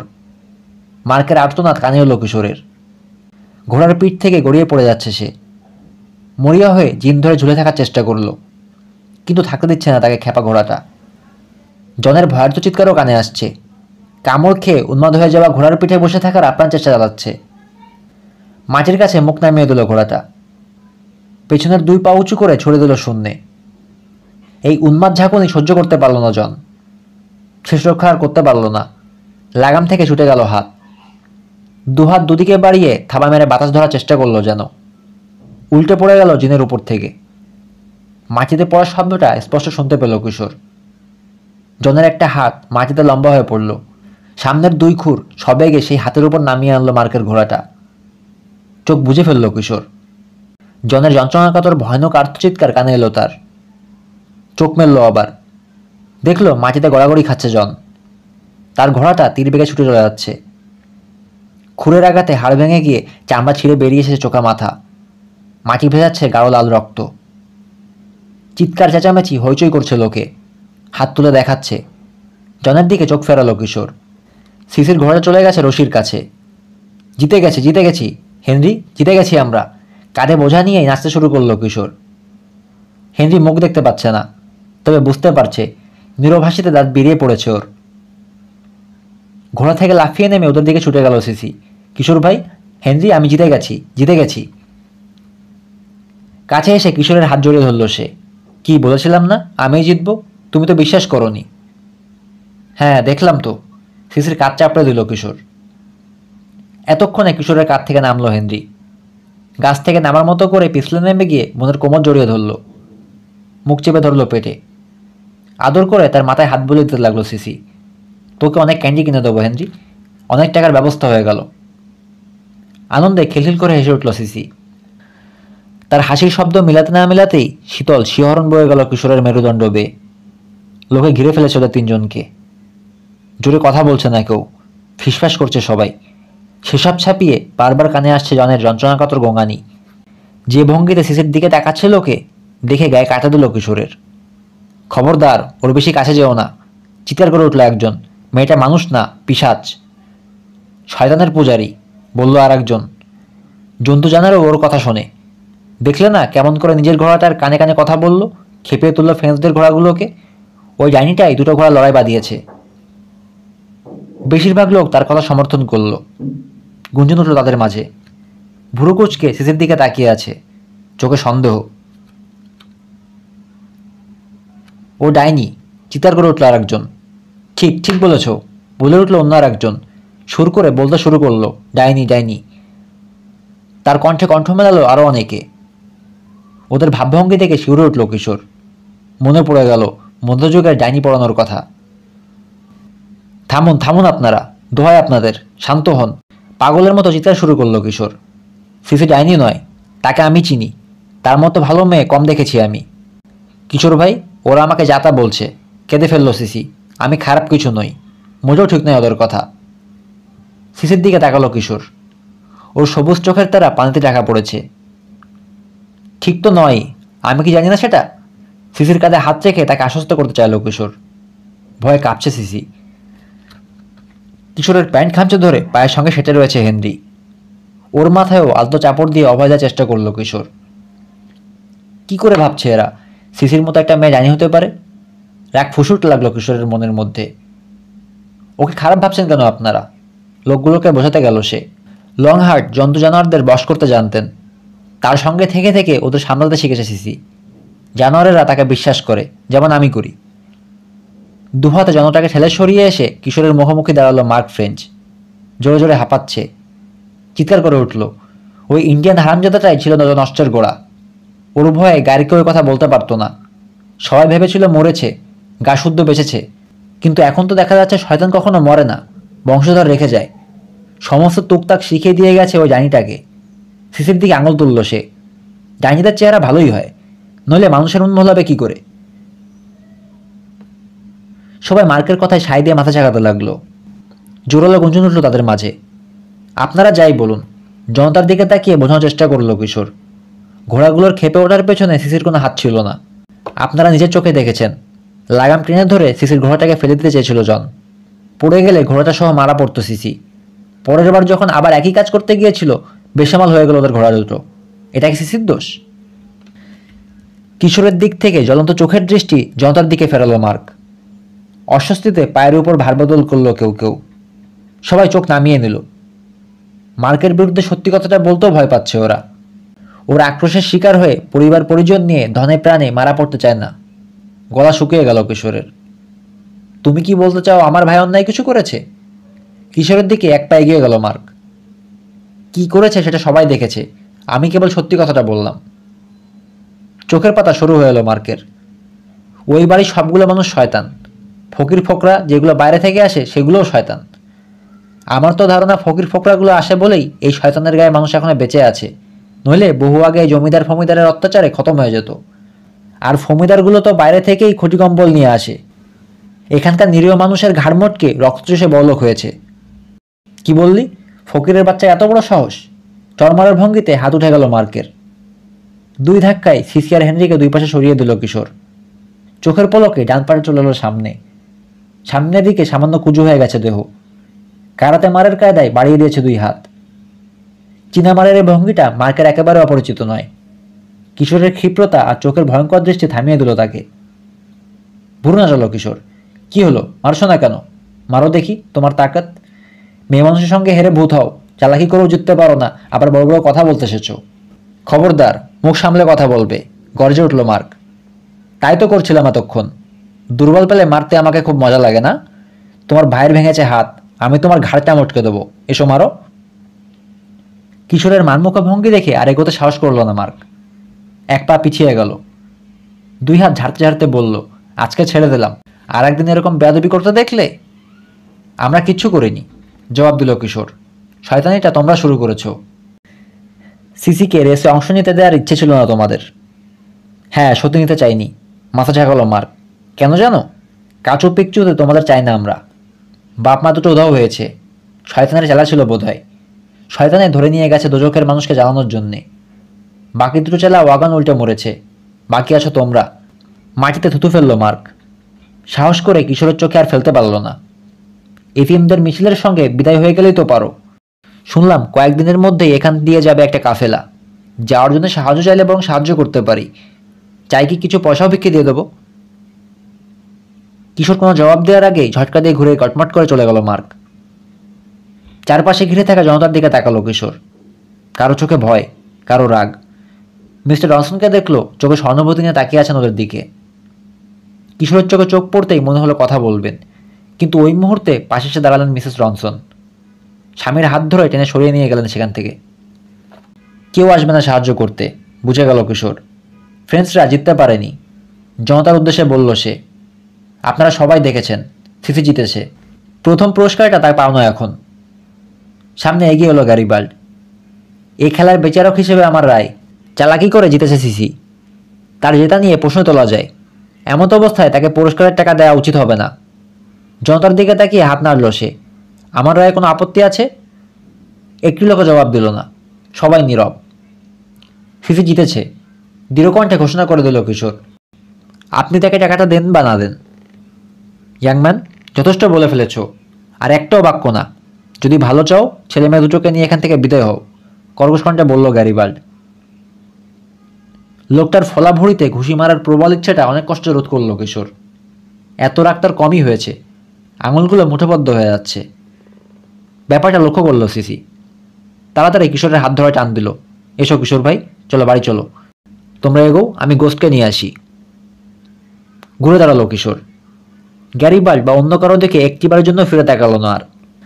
ওদের প্রতি তীব্র ঘৃণাটা বুঝিয়ে দিয়ে হেনরিকে বলল, চলো হেনরি। শহর থেকে বেরোনোর রাস্তা ধরে দ্রুত এগিয়ে চলল সে। মগজে ওগুলোর একটারও ঘিলু নেই। আনমনে বিড়বিড় করতে লাগলো কিশোর। কুসংস্কারে ভরা, নইলে কি আর সিসিকে যায়নি বলে? হেনরির দিকে তাকালো সে। নিষ্পাপ চোখ মেলে তার দিকে তাকালো হেনরি। বড় মিষ্টি লাগলো মুখটা। রাগ অনেক কমে গেল কিশোরের। ভয় নেই হেনরি, তোমাদের কিশোর ভাই বেঁচে থাকতে তোমাদের একটা চুলোকেও খসাতে পারবে না। গায়ের লোককে নিয়েও চিন্তা নেই। সিসিকে টাকা দিতে হয়নি, চুকে গেছে। ঘটনাটা নিয়ে আর বিশেষ মাথা ঘামাবে না কেউ। হেনরিকে বলল বটে, কিন্তু কথাটা নিজেই বিশ্বাস করতে পারল না কিশোর। ফ্রেন্ডসদের কোনো বিশ্বাস নেই। তাদের সঙ্গে জুটেছে আবার গ্যারিবাল্ডের মতো একটা ভয়ানক, কুটিল, পাঁচাটা লোক। শহরের বাইরে চৌরাস্তাটায় এসে সিসির অপেক্ষা করলো ওরা। খানিক পরে গোস্টের লাগাম ধরে টেনে নিয়ে আসতে দেখা গেল সিসিকে। ঘোড়াটা কাছে চলে এলে হেনরিকে ওটার পিঠে বসিয়ে দিল কিশোর। কিশোর ভাই, সত্যি তুমি আমাদেরকে এতিম আর অসহায়দের মিছিলে দিয়ে দেবে? হাঁটটাতে জিজ্ঞেস করলো সিসি। গলা কেঁপে উঠল তার। ফিরে তাকালো কিশোর। না, ফার্মটা আছে এখনো, মাথার উপর চালা আছে আমাদের, চাষের ক্ষেত আছে, আমরা তো বাস্তুহারা নই। আশ্বস্ত হলো সিসি, কিন্তু কিশোর হতে পারল না। আর কতদিন ওদের থাকতে দেবে গ্যারিবাল্ড? আজকের ঘটনার পর যে কোনো দিন এসে হাজির হবে সে। টাকা দিতে না পারলে ঘাড় ধরে বের করে দেবে, কিছুই করার থাকবে না তখন। দমিয়ে দেওয়া ভাবনাগুলো মন থেকে ঝেড়ে ফেললো কিশোর। সিসির দিকে তাকালো, হাসলো সিসি। দুশ্চিন্তার ছাপ নেই আর মুখে। হেনরির মুখেও ভয় নেই। এদেরকে অসহায় অবস্থায় বিপদের মধ্যে ফেলে কোথাও চলে যাওয়া এখন অসম্ভব, ভাবছে কিশোর। এমন এক বেকায়দা অবস্থায় পড়েছে, নিজের কথাও ভাবতে পারছে না। নিজে যে কী করে এখানে এলো, কে তাকে ফেলে গেল, সেই রহস্যের সমাধান করার সুযোগ নেই। ছেলে মেয়ে দুটোর একটা কিনারা না করে বাড়ি ফিরে যাওয়ারও চেষ্টা করতে পারছে না। সিসি আর হেনরির একটা গতি না করে এই পরিস্থিতিতে ওদের ফেলে যেতে পারবে না সে। সিসি, বাড়ির দিকে হাঁটতে হাঁটতে বলল সে, কোনো চিন্তা করো না, তোমাদের ব্যবস্থা না করে আমি কোথাও যাব না। তার মানে ব্যবস্থা হয়ে গেলে তুমি আমাদের ফেলে চলে যাবে? চোখ ছলছল করে উঠল সিসির। আরে আবার কাঁদবে নাকি? থাক থাক, যাবো না কোথাও, কেঁদো না। যদি কোথাও যাই, মানে যেতে হয়, তোমাদের সঙ্গে নিয়েই যাব। নাও এখন চোখ মোছো, বোকা মেয়ে কোথাকার। চোখ মুছল সিসি, কিন্তু হাসি ফুটল না মুখে। কিশোর ভাই, তুমিও কি আমাকে ডাইনি মনে করো? লোকগুলো যা বলেছে বিশ্বাস করো? পাগল নাকি? আমি কি ওগুলোর মতো ছাগল? জন্তু জানোয়ারকে কথা শোনানোর ক্ষমতা আছে তোমার। গর্ব করার মতো বিদ্যে এটা। এখন তো আমার রীতিমতো দুঃখ হচ্ছে, আমিও শিখলাম না কেন। সেখানেই ভালো করেছো, তাহলে তোমাকেও শয়তান বলতো লোকগুলো। তা তো বলতোই, তবে তোমার কিছু করতে পারতো না। যা সাহস দেখলাম আজ তোমার, এতগুলো লোকের বিরুদ্ধে যেভাবে রুখে দাঁড়ালে। মার্কের মতো খ্যাপা শুয়োরও তোমার ধমকে কুকড়ে গেল। যাই বলো, ওর ভাইটার হাত ভাঙাতে আমি খুশি হয়েছি, ঘাড় মোটকে মরলে আরও খুশি হতাম। খিলখিল করে হাসতে লাগলো সিসি। বোনকে হাসতে দেখেই যেন হেনরিও হাসলো, কিন্তু কিশোর হাসতে পারল না। সিসির কথা আর হাসি চমকে দিয়েছে তাকে। মেরুদণ্ড বেয়ে নেমে গেল শীতল শিহরণ। দিন কয়েক পর কোড়াল দিয়ে লাকড়ি ফাড়তে ফাড়তে ভাবছে কিশোর, এই একটি কাজ অন্তত জানোয়ারের সাহায্য ছাড়া করা যায়। মাথার উপর কোড়াল তুলে ঘুরিয়ে কোপ মারল আবার লাকড়ির গায়ে। কাঠের টুকরো ছড়িয়ে পড়তে লাগলো চারিদিকে। একপাশে জমে উঠছে লাকড়ির স্তূপ, লক্ষ্যই নেই সেদিকে। তার মন জুড়ে রয়েছে অচষা জমিটা। পরপর কয়েকদিন খচরটাকে দিয়ে হাল টানানোর চেষ্টা করে ব্যর্থ হয়েছে সে। গ্যাট হয়ে থাকে, কোনো মতেই ওটাকে দিয়ে কাজ করাতে পারে না, এগোতেই চায় না। প্রতি রাতে যখন বিছানায় এসে গড়িয়ে পড়ে কিশোর, সারা গায়ে ব্যথা, ক্লান্তিতে ভেঙে আসে, তখনও ঘুম আসতে চায় না তার। গ্যারিবাল্ডের মুখটা কুৎসিত বিকৃত হয়ে চোখের সামনে ভাসতে থাকে। সেই যে পেটের মধ্যে খামচি দিয়ে ধরে, আর যেতে চায় না। আজ আসেনি গ্যারিবাল্ড, কাল আসবে, কিংবা পরশু দিন আসবেই সে, জানে কিশোর। সামান্য যে কটা টাকা আছে আর তা দিয়ে গ্যারিবাল্ডের ঋণ শোধ হবে না। বাড়িটা কেড়ে নেবে গ্যারিবাল্ড। ছেলে মেয়ে দুটোকে নিয়ে তখন কোথায় যাবে, কি করবে? কাফেলার কথাটা প্রথমে পছন্দ হয়নি তার, কিন্তু এখন যতই ভাবছে ততই মনে হচ্ছে সেই ভালো, চলেই যাবে, আর কোনো উপায়ও নেই। এ শহরে কেউ কাজ দেবে না তাকে, খাবার দেবে না। তার চেয়ে মিছিলে যোগ দিয়ে বেরিয়ে যাওয়ার চেষ্টা করা উচিত। কি করে এলো সে, সেই রহস্য সমাধানের চেয়ে বেঁচে থাকার চিন্তা করা দরকার আগে। কুপিয়ে চলেছে কিশোর, কুপিয়ে চলেছে। তার আশঙ্কাটা কোনো মতে প্রকাশ করতে পারে না সিসি আর হেনরির কাছে। মুখ ফুটে বলতে পারে না, যে কোনো সময় এসে ওদেরকে বাড়ি থেকে বের করে দেবে গ্যারিবাল্ড। এতিমের মিছিলে ছাড়া তখন আর কোথাও ঠাঁই হবে না ওদের। ঘোড়ার খুরের শব্দে ভাবনার সূত্রটা ছিঁড়ে গেল তার। কোড়ালটা মাটিতে ছুঁড়ে ফেলে দিয়ে ফিরে তাকালো। ওদের পড়শি আর্নি হুফ খোলা মাঠের উপর দিয়ে ঘোড়া ছুটিয়ে আসছে। পাশাপাশি থাকে, কিন্তু দেখা সাক্ষাৎ খুব একটা হয় না। আর্নির ছুটে আসার ভঙ্গিতে অশনি সংকেত দেখতে পেল কিশোর। পেটের মধ্যে মোচড় দিয়ে উঠল। ইদানিং দুঃসংবাদের আশঙ্কা দেখলেই এমন হয় তার।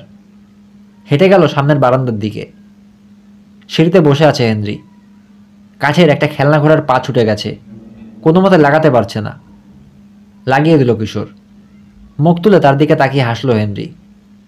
কি হয়েছিল ঘোড়াটার, জিজ্ঞেস করল কিশোর। হাসিটা মুছে গেল হেনরির মুখ থেকে। কথা বলে জবাব দিতে না পারার দুঃখেই যেন জোরে জোরে মাথা চাকাতে লাগলো। ওর চুলে আঙুল বুলিয়ে দিল কিশোর। থাক হেনরি, একদিন তুমি আবার কথা বলতে পারবে। লাগাম টেনে ঘোড়া থামালো আর্নি। মুখ তুলে তাকালো কিশোর। মাটিতে পা ঠুকতে ঠুকতে মৃদু ডাক ছাড়ল ঘোড়াটা। হ্যালো আর্নি, স্বাগত জানালো কিশোর। কেমন আছেন? ভালো না কিশোর, তোমাকে সাবধান করতে এলাম। কি হয়েছে? বুকের মধ্যে কাঁপান উঠে গেল কিশোরের। অদ্ভুত এক রোগ, গরুর, পাগল করে দিয়েছে জানোয়ারগুলোকে। গতকাল ফ্রেঞ্চরা ওদের 6টা গরুকে গুলি করে মারতে বাধ্য হয়েছে। আমরা মেরেছি আজ 3টাকে। বলেন কি? হ্যাঁ তাই, কিন্তু আমাদেরগুলোর তো এখনো কিছু হতে দেখলাম না, বলে বারান্দা থেকে নামলো কিশোর। অসুস্থ যে সেটা কিভাবে বোঝা যাবে? ঘোড়া থেকে নামলো আর্নি। চলো তোমাকে দেখিয়ে দিচ্ছি। বাড়ির পেছনে আর্নিকে নিয়ে এলো কিশোর। পায়ের শব্দে মুখ ফিরিয়ে দেখলো হেনরিও এসেছে পেছন পেছন। তার দিকে তাকিয়ে হাসলো কিশোর। আমাদের তো আছে মাত্র কটা গরু, কিশোর বলল। ওখানটায় ছেড়ে রেখেছে চড়ে খাবার জন্যে, গোয়ালে আর নেই না। নিচু হয়ে একটা গরুর শিং চেপে ধরলো আর্নি। মাথা ঝাড়া দিয়ে ছাড়ানোর চেষ্টা করতে লাগলো গরুটা। ডাকতে শুরু করলো, কিন্তু শক্ত করে ধরে রাখলো আর্নি।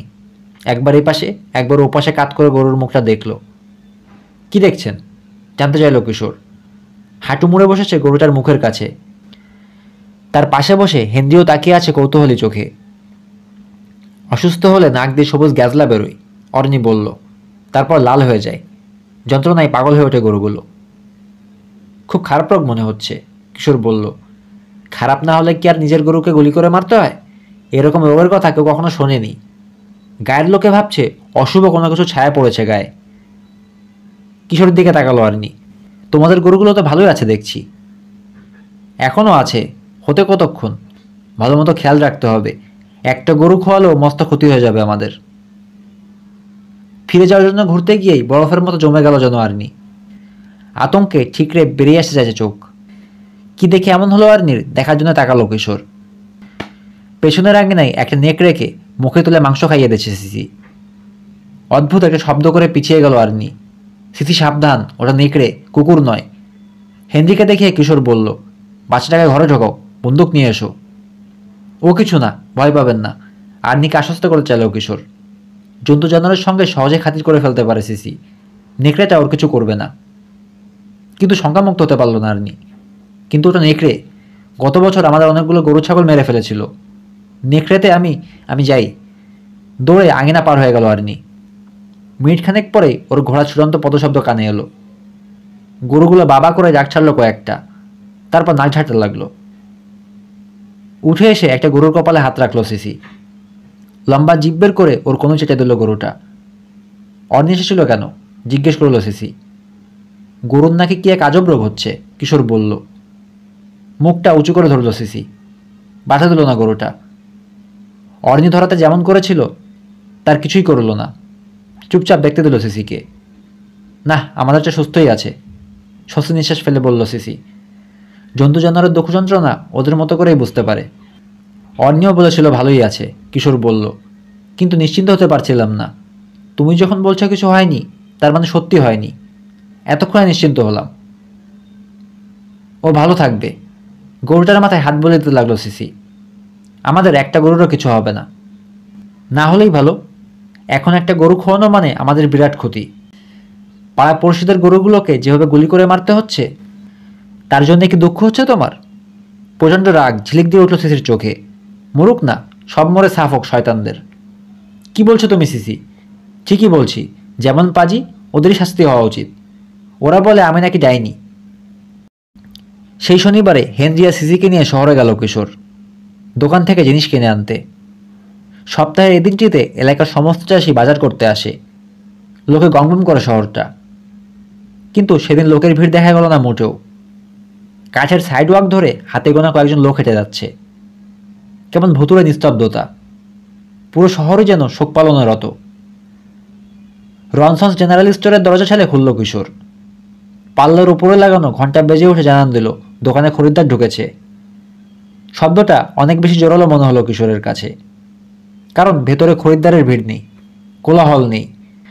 জুতোর শব্দ তোলে লোহা কাঠের পাটাতনের উপর দিয়ে হেঁটে গেল কিশোর। তাকে অনুসরণ করল সিসি আর হেনরি। স্টোররুমের পর্দা সরিয়ে দোকানে ঢুকলেন মিস্টার রনসন। হাসলেন। গুড ডে কিশোর, তারপর কেমন আছো তোমরা? আমি ভালোই আছি, জবাব দিল কিশোর। শহরটা আমার নীরব কেন? সারা হপ্তা ধরেই নীরব, রনসন জানালেন। গরুর রোগ নিয়ে মহা দুশ্চিন্তায় আছে লোকে। রোগ সারানো সব রকম চেষ্টা করছে, কোনো লাভ হচ্ছে না। তুমি কটাকে গুলি করলে? একটাও না। চোখ বড় বড় হয়ে গেল মিস্টার রনসনের। বলো কি, কি খাইয়ে রোগ সারালে? আমাদের গরু রোগী হয়নি। সন্দেহ জাগলো মিস্টার রনসনের চোখে। কেন হচ্ছে না বুঝতে পারছো কিছু? কেন আবার? আমাদের ভাগ্য ভালো। সিসির দিকে দৃষ্টি সরে গেল মিস্টার রনসনের। হবে হয়তো, ভাগ্য ভালো নাকি অন্য কিছু? অন্য আর কি হবে? আলমনে মাথা ঝাঁকালেন মিস্টার রনসন। অবস্থাটা এমনই এখানকার, কারোরই মন মেজাজ ভালো নেই। তা কি লাগবে তোমাদের? কিছু চিনি আর ময়দা, কিশোর বলল, আর সামান্য টিনের খাবার। পকেট থেকে তার শেষ সম্বল নোটের তারাটা বের করে আনলো কিশোর। 1000 পেসো কাউন্টারে রেখে দিয়ে ঠেলে দিয়ে বলল, এতে যা হয় দিন। দাঁড়াও, বাক্সে ভরে দিচ্ছি। কাউন্টারের ওপাশে নিচু হয়ে স্থির হয়ে গেলেন তিনি। কণ্ঠস্বর খাদা নামিয়ে বললেন, এই তোমরা সরে যাও এখান থেকে। কাউন্টারের উপর দিয়ে গলা বাড়িয়ে দিল সিসি। দেখলো একটা বাক্স উঁচু করে ধরে রেখেছেন মিস্টার রনসন। কি হয়েছে মিস্টার রনসন? জিজ্ঞেস করলো সে। সাপ, ফিসফিস করে জবাব দিলেন মিস্টার রনসন। এত বড় সাপ জীবনে দেখিনি। জলদি গিয়ে দেখো বাইরে কার কাছে বন্দুক আছে। কিশোর বাধা দেওয়ার আগে কাউন্টার ঘুরে অন্য পাশে চলে গেল সিসি। হাঁটু করে বসলো সাপটার কাছে। ঘাবড়াবেন না মিস্টার রনসন, ও আপনাকে কিছু করবে না। আস্তে হাতটা বাড়িয়ে দিল সিসি।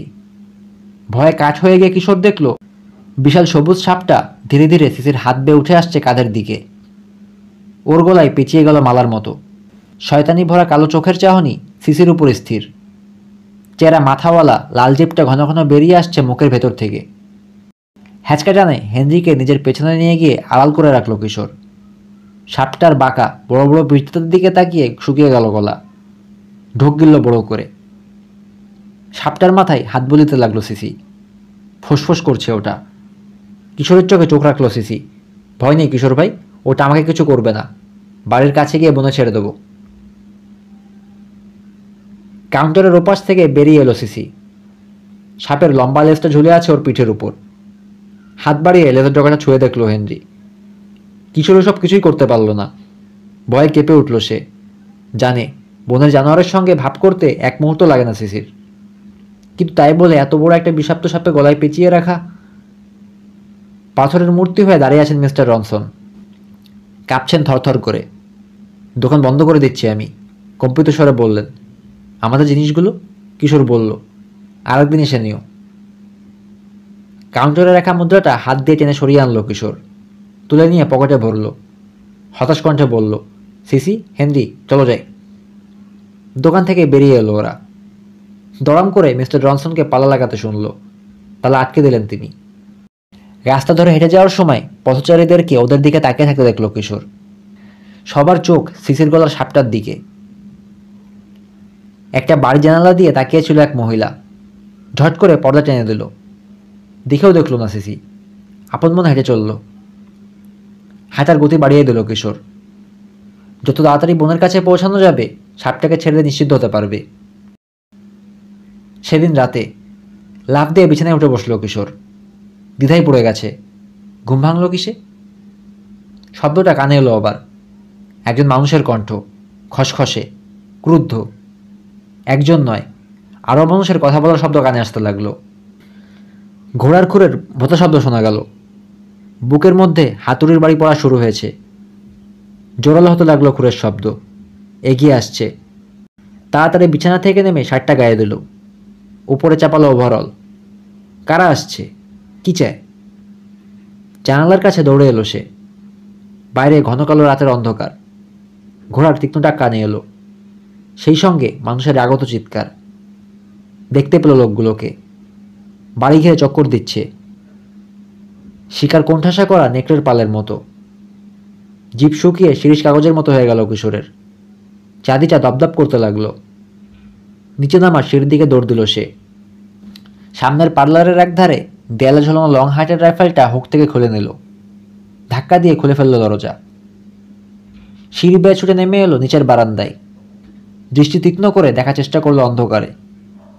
অস্পষ্ট দেখতে পেল রাস্তা দিয়ে ছুটে চলে যাচ্ছে কয়েকটা বড় বড় ছায়া। ছুটন্ত ঘোড়ার খুরের শব্দটা কেবল স্পষ্ট। বারান্দা থেকে নেমে এলো কিশোর। চাঁদের উপর থেকে সরে গেল কালো মেঘের ঢাকনা। বড় একটা জিনিসকে পড়ে থাকতে দেখলো আঙিনায়। দৌড়ে কাছে এলো। প্রচুর রক্তের মাঝখানে বেকায়দা ভঙ্গিতে পড়ে আছে একটা গরু। একরাশ অভিযোগ নিয়ে যেন কিশোরের দিকে স্থির তাকিয়ে রয়েছে নিষ্প্রাণ চোখ দুটো। চিৎকার করে উঠল কিশোর। রাগ যেন টকবক করে ফুটতে লাগলো মগজে। খুনিকে এখন সামনে পেলে নির্দ্বিধায় গুলি করে বসত। গরুটা লম্বা লম্বা জিভ বেরিয়ে এসেছে মুখের ভেতর থেকে। গলা থেকে চুইয়ে পড়ছে এখনো রক্ত। মর্মান্তিক দৃশ্যটা সইতে না পেরে যাওয়ার জন্য ঘুরে দাঁড়াতে গেল কিশোর। গরুর মুখের মধ্যে একটা জিনিস দৃষ্টি আকর্ষণ করলো তার। একটা কাগজ দলা পাকিয়ে ঢুকিয়ে দেওয়া হয়েছে মুখের ফাঁকে। গরুর মুখে কাগজ কেন? হাত বাড়ালো কিশোর। লালা আর রক্ত মাখা জিভটায় আঙুল লাগতে ঝটকা দিয়ে সরিয়ে আনলো। অনুভূতিটা ভয়ঙ্কর। সাবধানে আবার হাত বাড়িয়ে খুলে আনলো কাগজটা। চাঁদের আলোয় খুলে দেখলো, লেখা রয়েছে, আমাদের গরু মেরেছ, তোমাদের গরু মারলাম, মেয়েটাকে ঠেকাও, তুমি না পারলে আমরা ঠেকাবো। বোকা হয়ে লেখাটার দিকে তাকিয়ে রইল কিশোর। ওরা ভাবছে গরুর মরক লাগার পেছনে সিসির হাত আছে। কি অসম্ভব ভাবনা। মরা গরুটার দিকে তাকালো সে। গরুটাকে জবাই করে রেখে গেছে ওরা। সিসিকে ওকে খুন করতে আসবে? দ্রুত ঘরের দিকে ফিরল কিশোর, সিসির কিছু হয়েছে কিনা দেখার জন্যে। সামনের বারান্দায় দাঁড়িয়ে আছে সে। সাদা লম্বা নাইট গাউনের ঝুল উঠছে বাতাসে। বেনি খুলে ফেলায় কালো চুলের বোঝা এলোমেলোভাবে ছড়িয়ে পড়েছে সারা কাঁধে। সুন্দরী, তাতে কোনো সন্দেহ নেই। স্থির হয়ে দাঁড়িয়ে গিয়ে ওর দিকে তাকিয়ে রইল কিশোর। চাঁদের আলোয় বাতাসে দুলন্ত গাউনটাকে অদ্ভুত লাগছে। মুখের ভঙ্গিটাও জনগমন। বোনের পাশে দাঁড়ানো হেনরি, দুহাত আড়াআড়ি করে রাখা বুকের উপর। হেনরি সবুজ চোখ বিস্ফোরিত, ঠোঁট কাঁপছে। ভাইয়ের কাঁধে একটা হাত রেখে তাকে সাহস জোগানোর চেষ্টা করছে সিসি। আর কোনো ভয় নেই, অন্যদিকে তাকিয়ে বলল কিশোর। ওরা চলে গেছে। সিঁড়ি বেয়ে বারান্দায় উঠল সে। বন্দুকটায় হাত বোলালো। আবার এলে সোজা গুলি করে মেরে দেবো। কাগজটায় কী লেখা জানতে চাইল সিসি। ও কিছু না, দেখলে ঘাবড়ে যাবে ভেবে দেখাতে চাইল না কিশোর। তাড়াতাড়ি কাগজটা পকেটে রেখে দিতে গেল, কিন্তু কাগজটা কেড়ে নিল সিসি। পড়তে পড়তে চোয়াল শক্ত হয়ে গেল। কি করে ভাবতে পারছে ওরা? কেঁদে ফেলল সিসি। কাগজটা দলা পাকিয়ে ছুঁড়ে ফেলে দিল উঠানে। কিশোরের দিকে মুখ তুলে তাকালো সে। চাঁদের আলোতেও ওর চোখের রাগ স্পষ্ট দেখতে পেল কিশোর। ওরা ভাবছে আমি অশুভ কিছু? চিৎকার করে উঠল সিসি। জাহান্নামে যাক সব, মরুক, আমি ওদের ঘৃণা করি। দুদিন পর অনিচ্ছুক খচ্চরটার পেছন পেছন ভারী হাল ঠেলে নিয়ে এগোচ্ছে কিশোর। এই সময় দেখতে পেল গ্যারিবাল্ডকে। মুখটাকে আষাঢ়ের মেঘের মতো গোমড়া বানিয়ে ভারী পায়ে হেঁটে আসছে ক্ষেতের উপর দিয়ে। খচ্চরটাকে থামালো কিশোর। পকেট থেকে রুমাল বের করে ভুরুর উপরের ঘাম মুছল। কাছে এসে দাঁড়ালো গ্যারিবাল্ড। পেছনে ঠেলে দিল হাতটা। ভূমিকার মধ্যে না গিয়ে সরাসরি বলল, কিশোর, আগেই সাবধান করা হয়েছিল তোমাকে। সাফ কথা বলো, আজকের মতো টাকাটা দিতে পারবে কিনা? ঢোক গিলল কিশোর। আমার কাছে মাত্র 20,000 পেসো আছে। ফসল না উঠলে কোনো মতে আর একটা পয়সা জোগাড় করতে পারবো না। কাশি দিয়ে গলা পরিষ্কার করলো গ্যারিবাল্ড। চোখ নামিয়ে বলল, বেশ, ওটা আমি নিয়ে যাচ্ছি। আপাতত বাড়ি থেকে আর বিদায় করলাম না তোমাদের। পকেট থেকে নোটগুলো বের করলো কিশোর। ফেলে দিল গ্যারিবাল্ডের ছড়ানো তালুতে। ভারী চাপ অনুভব করছে বুকের মধ্যে। কিছুই রইল না তার কাছে। তিনজন মানুষের কি করে চলবে, ভয়ানক দুর্ভাবনাটা জোর করে মাথা থেকে তাড়ালো সে। নোটগুলোর উপর শগুনের নখের মতো বাঁকা হয়ে চেপে বসলো গ্যারিবাল্ডের আঙুল। হাতটা ঢুকে গেল কোটের পকেটে। ভঙ্গি দেখে প্রচণ্ড রাগ যেন দলা বেঁধে উঠে আসতে শুরু করলো কিশোরের গলা বেয়ে। তোমার জানোয়ারগুলো সব সুস্থ আছে? জিজ্ঞেস করলো গ্যারিবাল্ড। আছে। ফ্রেঞ্চদের ভাগ্য অতটা ভালো নয়। গায়ের সবাই অবাক। সবার গরু মরছে, তোমাদের মরে না কেন? জানি, রাতের বেলা চোরের মতো এসেছিল ওরা। সিসিকে খুন করার হুমকি দিয়ে গেছে। এইভাবে যদি গরু মরতেই থাকে, সিসিকে সত্যিই খুন করবে ওরা, কেউ ঠেকাতে পারবে না। কিন্তু সিসি কি ওদের গরু মারছে নাকি? রাগটা দমন করা কঠিন হয়ে যাচ্ছে কিশোরের পক্ষে। গরু মরছে রোগে, দোষটা অন্যের ঘাড়ে চাপিয়ে দিয়ে সান্ত্বনা পেতে চাইছে হদ্দপোকাগুলো। হ্যাটটা টেনে সোজা করে বসলো গ্যারিবাল্ড। তোমার কথা আমি বিশ্বাস করলেও কিশোর, গায়ের অন্য কেউ করবে না। কিশোরের যখন এই দুর্গতি, রিটার তখন অন্য ঘটনা। রবিন তার লিভিং রুমে ডায়েরি পড়ে সেই ঘটনার কথা জানছে রবিন। গভীর আগ্রহে শুনছে মুসার জিনা। পোশাকের দোকানটাতে নিয়ে যাওয়া হলো আমাকে, রিটা লিখেছে। জ্বলন্ত চোখে আমার দিকে তাকালো ক্লডিয়া। চুরি করে পালাচ্ছিলে তাই না? মজা টের পাবে। চোরের জন্যে কঠিন শাস্তির ব্যবস্থা আছে আমাদের। কি বলছেন? চমকে গেলাম। চোর হতে যাবো কেন আমি? চোর নাও তো কি? আঙুল তুলল ক্লডিয়া। তোমার গায়ে এখনও পরা আছে ব্লাউজটা, নিয়ে পালাচ্ছিলে, আবার বলছো চোর নাও। ব্লাউজটার দিকে তাকালাম। ধীরে ধীরে মাথায় ঢুকলো ঘটনাটা কি ঘটেছে। ব্লাউজ সহ দোকানের বাইরে ধরেছ ওরা আমাকে, না বলে জিনিস নিয়ে বেরিয়েছি। চুরি তো, কিন্তু আমি আসলে তো চুরি করিনি। বোঝাতে গেলাম দেখুন, বলে চুপ হয়ে গেলাম। কি বলবো, সময় পেরিয়ে অন্য সময় চলে গিয়েছিলাম, বিশ্বাস করবে? চুপ হয়ে গেলে কেন? ধমকে উঠল ক্লাডিয়া। দেখুন, জিনিসটা তো কিনতে চেয়েছিলাম আমি, না হয় বাইরে থেকে ধরে আনা হয়েছে আমাকে, তাতে কি হয়েছে? দাম দিয়ে দিচ্ছি, জিনিসটা আমার হয়ে গেল, ব্যাস ঝামেলা খতম। উহু, তা হবে না, মাথা মারল ক্লাডিয়া। সবাই সুযোগ পেয়ে যাবে তাহলে। পকেটে টাকা নিয়ে এসে জিনিস চুরি করবে, ধরা পড়লে বলবে দাম দিয়ে দিচ্ছি। একটা উদাহরণ তৈরি করে রাখা দরকার, দৃষ্টান্তমূলক শাস্তি। চুরি করার আগে যাতে 10বার ভাবে কেউ। ভালো করে তাকিয়ে দেখুন তো, আমাকে কি চোর বলে মনে হচ্ছে? ভদ্র চেহারার আড়ালেই চুরি করা সহজ, কঠোর জবাব দিল ক্লডিয়া। প্রহরীদের বলল, এই সিকিউরিটি অফিসে নিয়ে যাও একে। জঘন্য কথা বলল আমাকে সিকিউরিটি ইনচার্জ, বারবার চোর বলে অপমান করলো। বাবাকে খবর দিল। আমার বাবা একজন সম্মানিত লোক, ভালো মানুষ, যে কেউ পছন্দ করবে তাকে। জন হপকিন্স ইউনিভার্সিটি থেকে সাইকোলজিতে ডিগ্রি নিয়ে এখন মানসিক রোগের চিকিৎসা করেন। টাকার সমস্যা নেই, তার মেয়ে হয়ে আমি এ ধরনের অপরাধ করতেই পারি না। এসব বলে অনেক বোঝানোর চেষ্টা করলাম ইনচার্জকে, বুঝলো তো নাই, বরং ধমক দিল। আমার বাবার নাম নিয়ে ব্যঙ্গ করে বলল, মানুষের রোগ সারাতে যাওয়ার আগে নিজের মেয়ের চিকিৎসা দরকার ছিল। এত রাগ লাগলো, কোনো কথাই বলতে গেলাম না আর, একেবারে চুপ মেরে গেলাম। এদের সঙ্গে কথা বলে লাভ নেই, বাবার আসার অপেক্ষায় রইলাম। বাবা এলো। নির্বিকার ভঙ্গিতে সিকিউরিটি ইনচার্জে সব কথা শুনল, কোনো প্রতিবাদ করল না, আমার পক্ষে কোনো সাফাই গাইতে গেল না। ইনচার্জের কথা শেষ হলে শান্ত ভঙ্গিতে জিজ্ঞেস করলো, কি করতে চান এখন? ওর বিরুদ্ধে কেস করবেন? আমার উকিলকে ফোন করব? না, এতটা নিচে নামবো না আমরা। ইনচার্জ বলল, অনেক কিছুই করতে পারতাম, কিন্তু আপনি সম্মানী লোক বলে ছেড়ে দিচ্ছি। পুলিশকে আর ডাকাডাকি করলাম না। বাবার দিকে চেয়ে কঠিন হাসি হাসল লোকটা। তবে এই ধরনের কাজ করতে যাতে আর কেউ সাহস না পায়, সেজন্য একটা ব্যবস্থা করে রাখা দরকার। আমার কয়েকটা ক্লোজআপ ছবি তুলে রেখে বেশ কিছু সারগর্ভ উপদেশ দিয়ে বাবাসহ আমাকে বিদায় দিল সিকিউরিটি ইনচার্জ।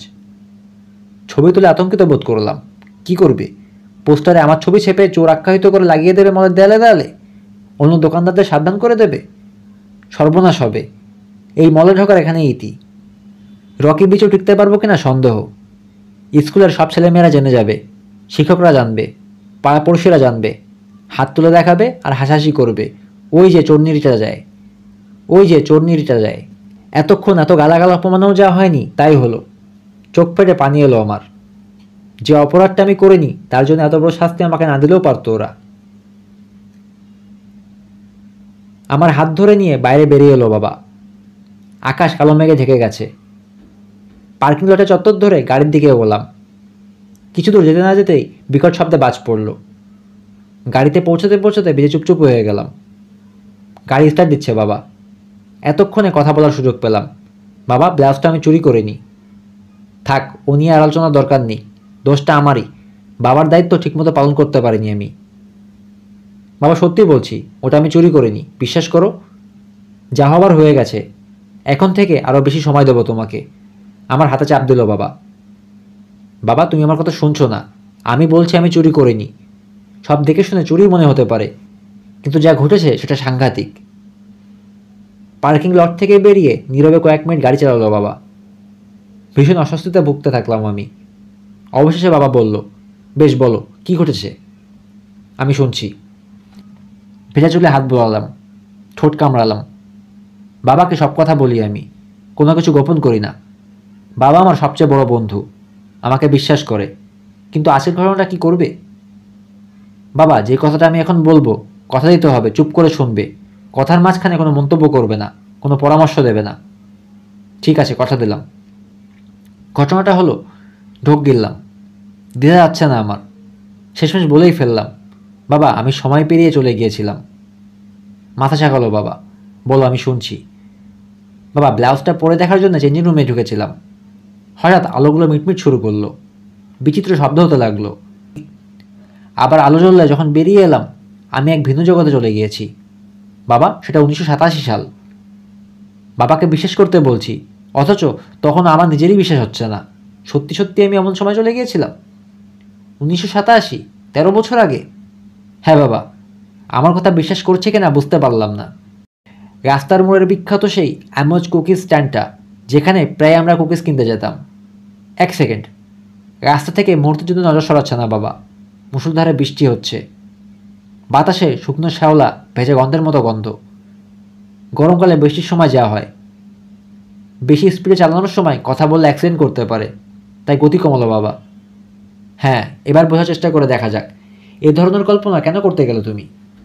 দমে গেলাম। ও, তার মানে তুমি আমার কথা বিশ্বাস করছো না? তুমি ভাবছো আমি মিথ্যে কথা বলছি? আমি কি বলেছি মিথ্যা বলছো? সত্যি কথাই বলছো তুমি, ডাক্তারি কণ্ঠে বলল বাবা। ফোনে রোগীদের সঙ্গে এই ভঙ্গিতে কথা বলতে বহুবার শুনেছি। অনেক সময় কিছু কিছু ঘটনা একেবারেই বাস্তব মনে হয়, কিন্তু আসলে সেগুলো বাস্তব নয়। মন আমাদের সঙ্গে চাতুরি করে, কল্পনা বাস্তবতাকে দাবিয়ে দেয়। হা কপাল, বিড়বিড় করলাম। কেউ আমার কথা বুঝছে না, বিশ্বাস করছে না, এমনকি আমার সবচেয়ে বড় বন্ধুটিও নয়। কেউ না, কেউ না। রিটা, বাবা জবাব দিল, সত্যিই বলেছ। আমি তোমার এত ঘনিষ্ঠ, এত কাছের মানুষ হয়েও পুরোপুরি বুঝতে পারিনি তোমাকে। কি করে বুঝবো? আমি তো আর তোমার সমবয়সী কিশোরী ছিলাম না কখনো। সেটা তোমার মা হলে পারত। 1987 বললে না, এই সালটাই আমাকে ভাবিয়ে তুলেছে। তোমার মা মারা গিয়েছিল এবছর। আজকে তোমার জন্মদিন। এই দিনে মাকে তোমার খুব দেখতে ইচ্ছে করবে, এটাই স্বাভাবিক। তার মানে, ধীরে ধীরে বললাম, তুমি বলতে চাও মাকে দেখার ইচ্ছে আমার এতটাই বেড়ে গিয়েছিল, কোনোভাবে সময়কে ডিঙিয়ে পেছনে চলে গিয়েছিলাম? না, তা ঠিক নয়।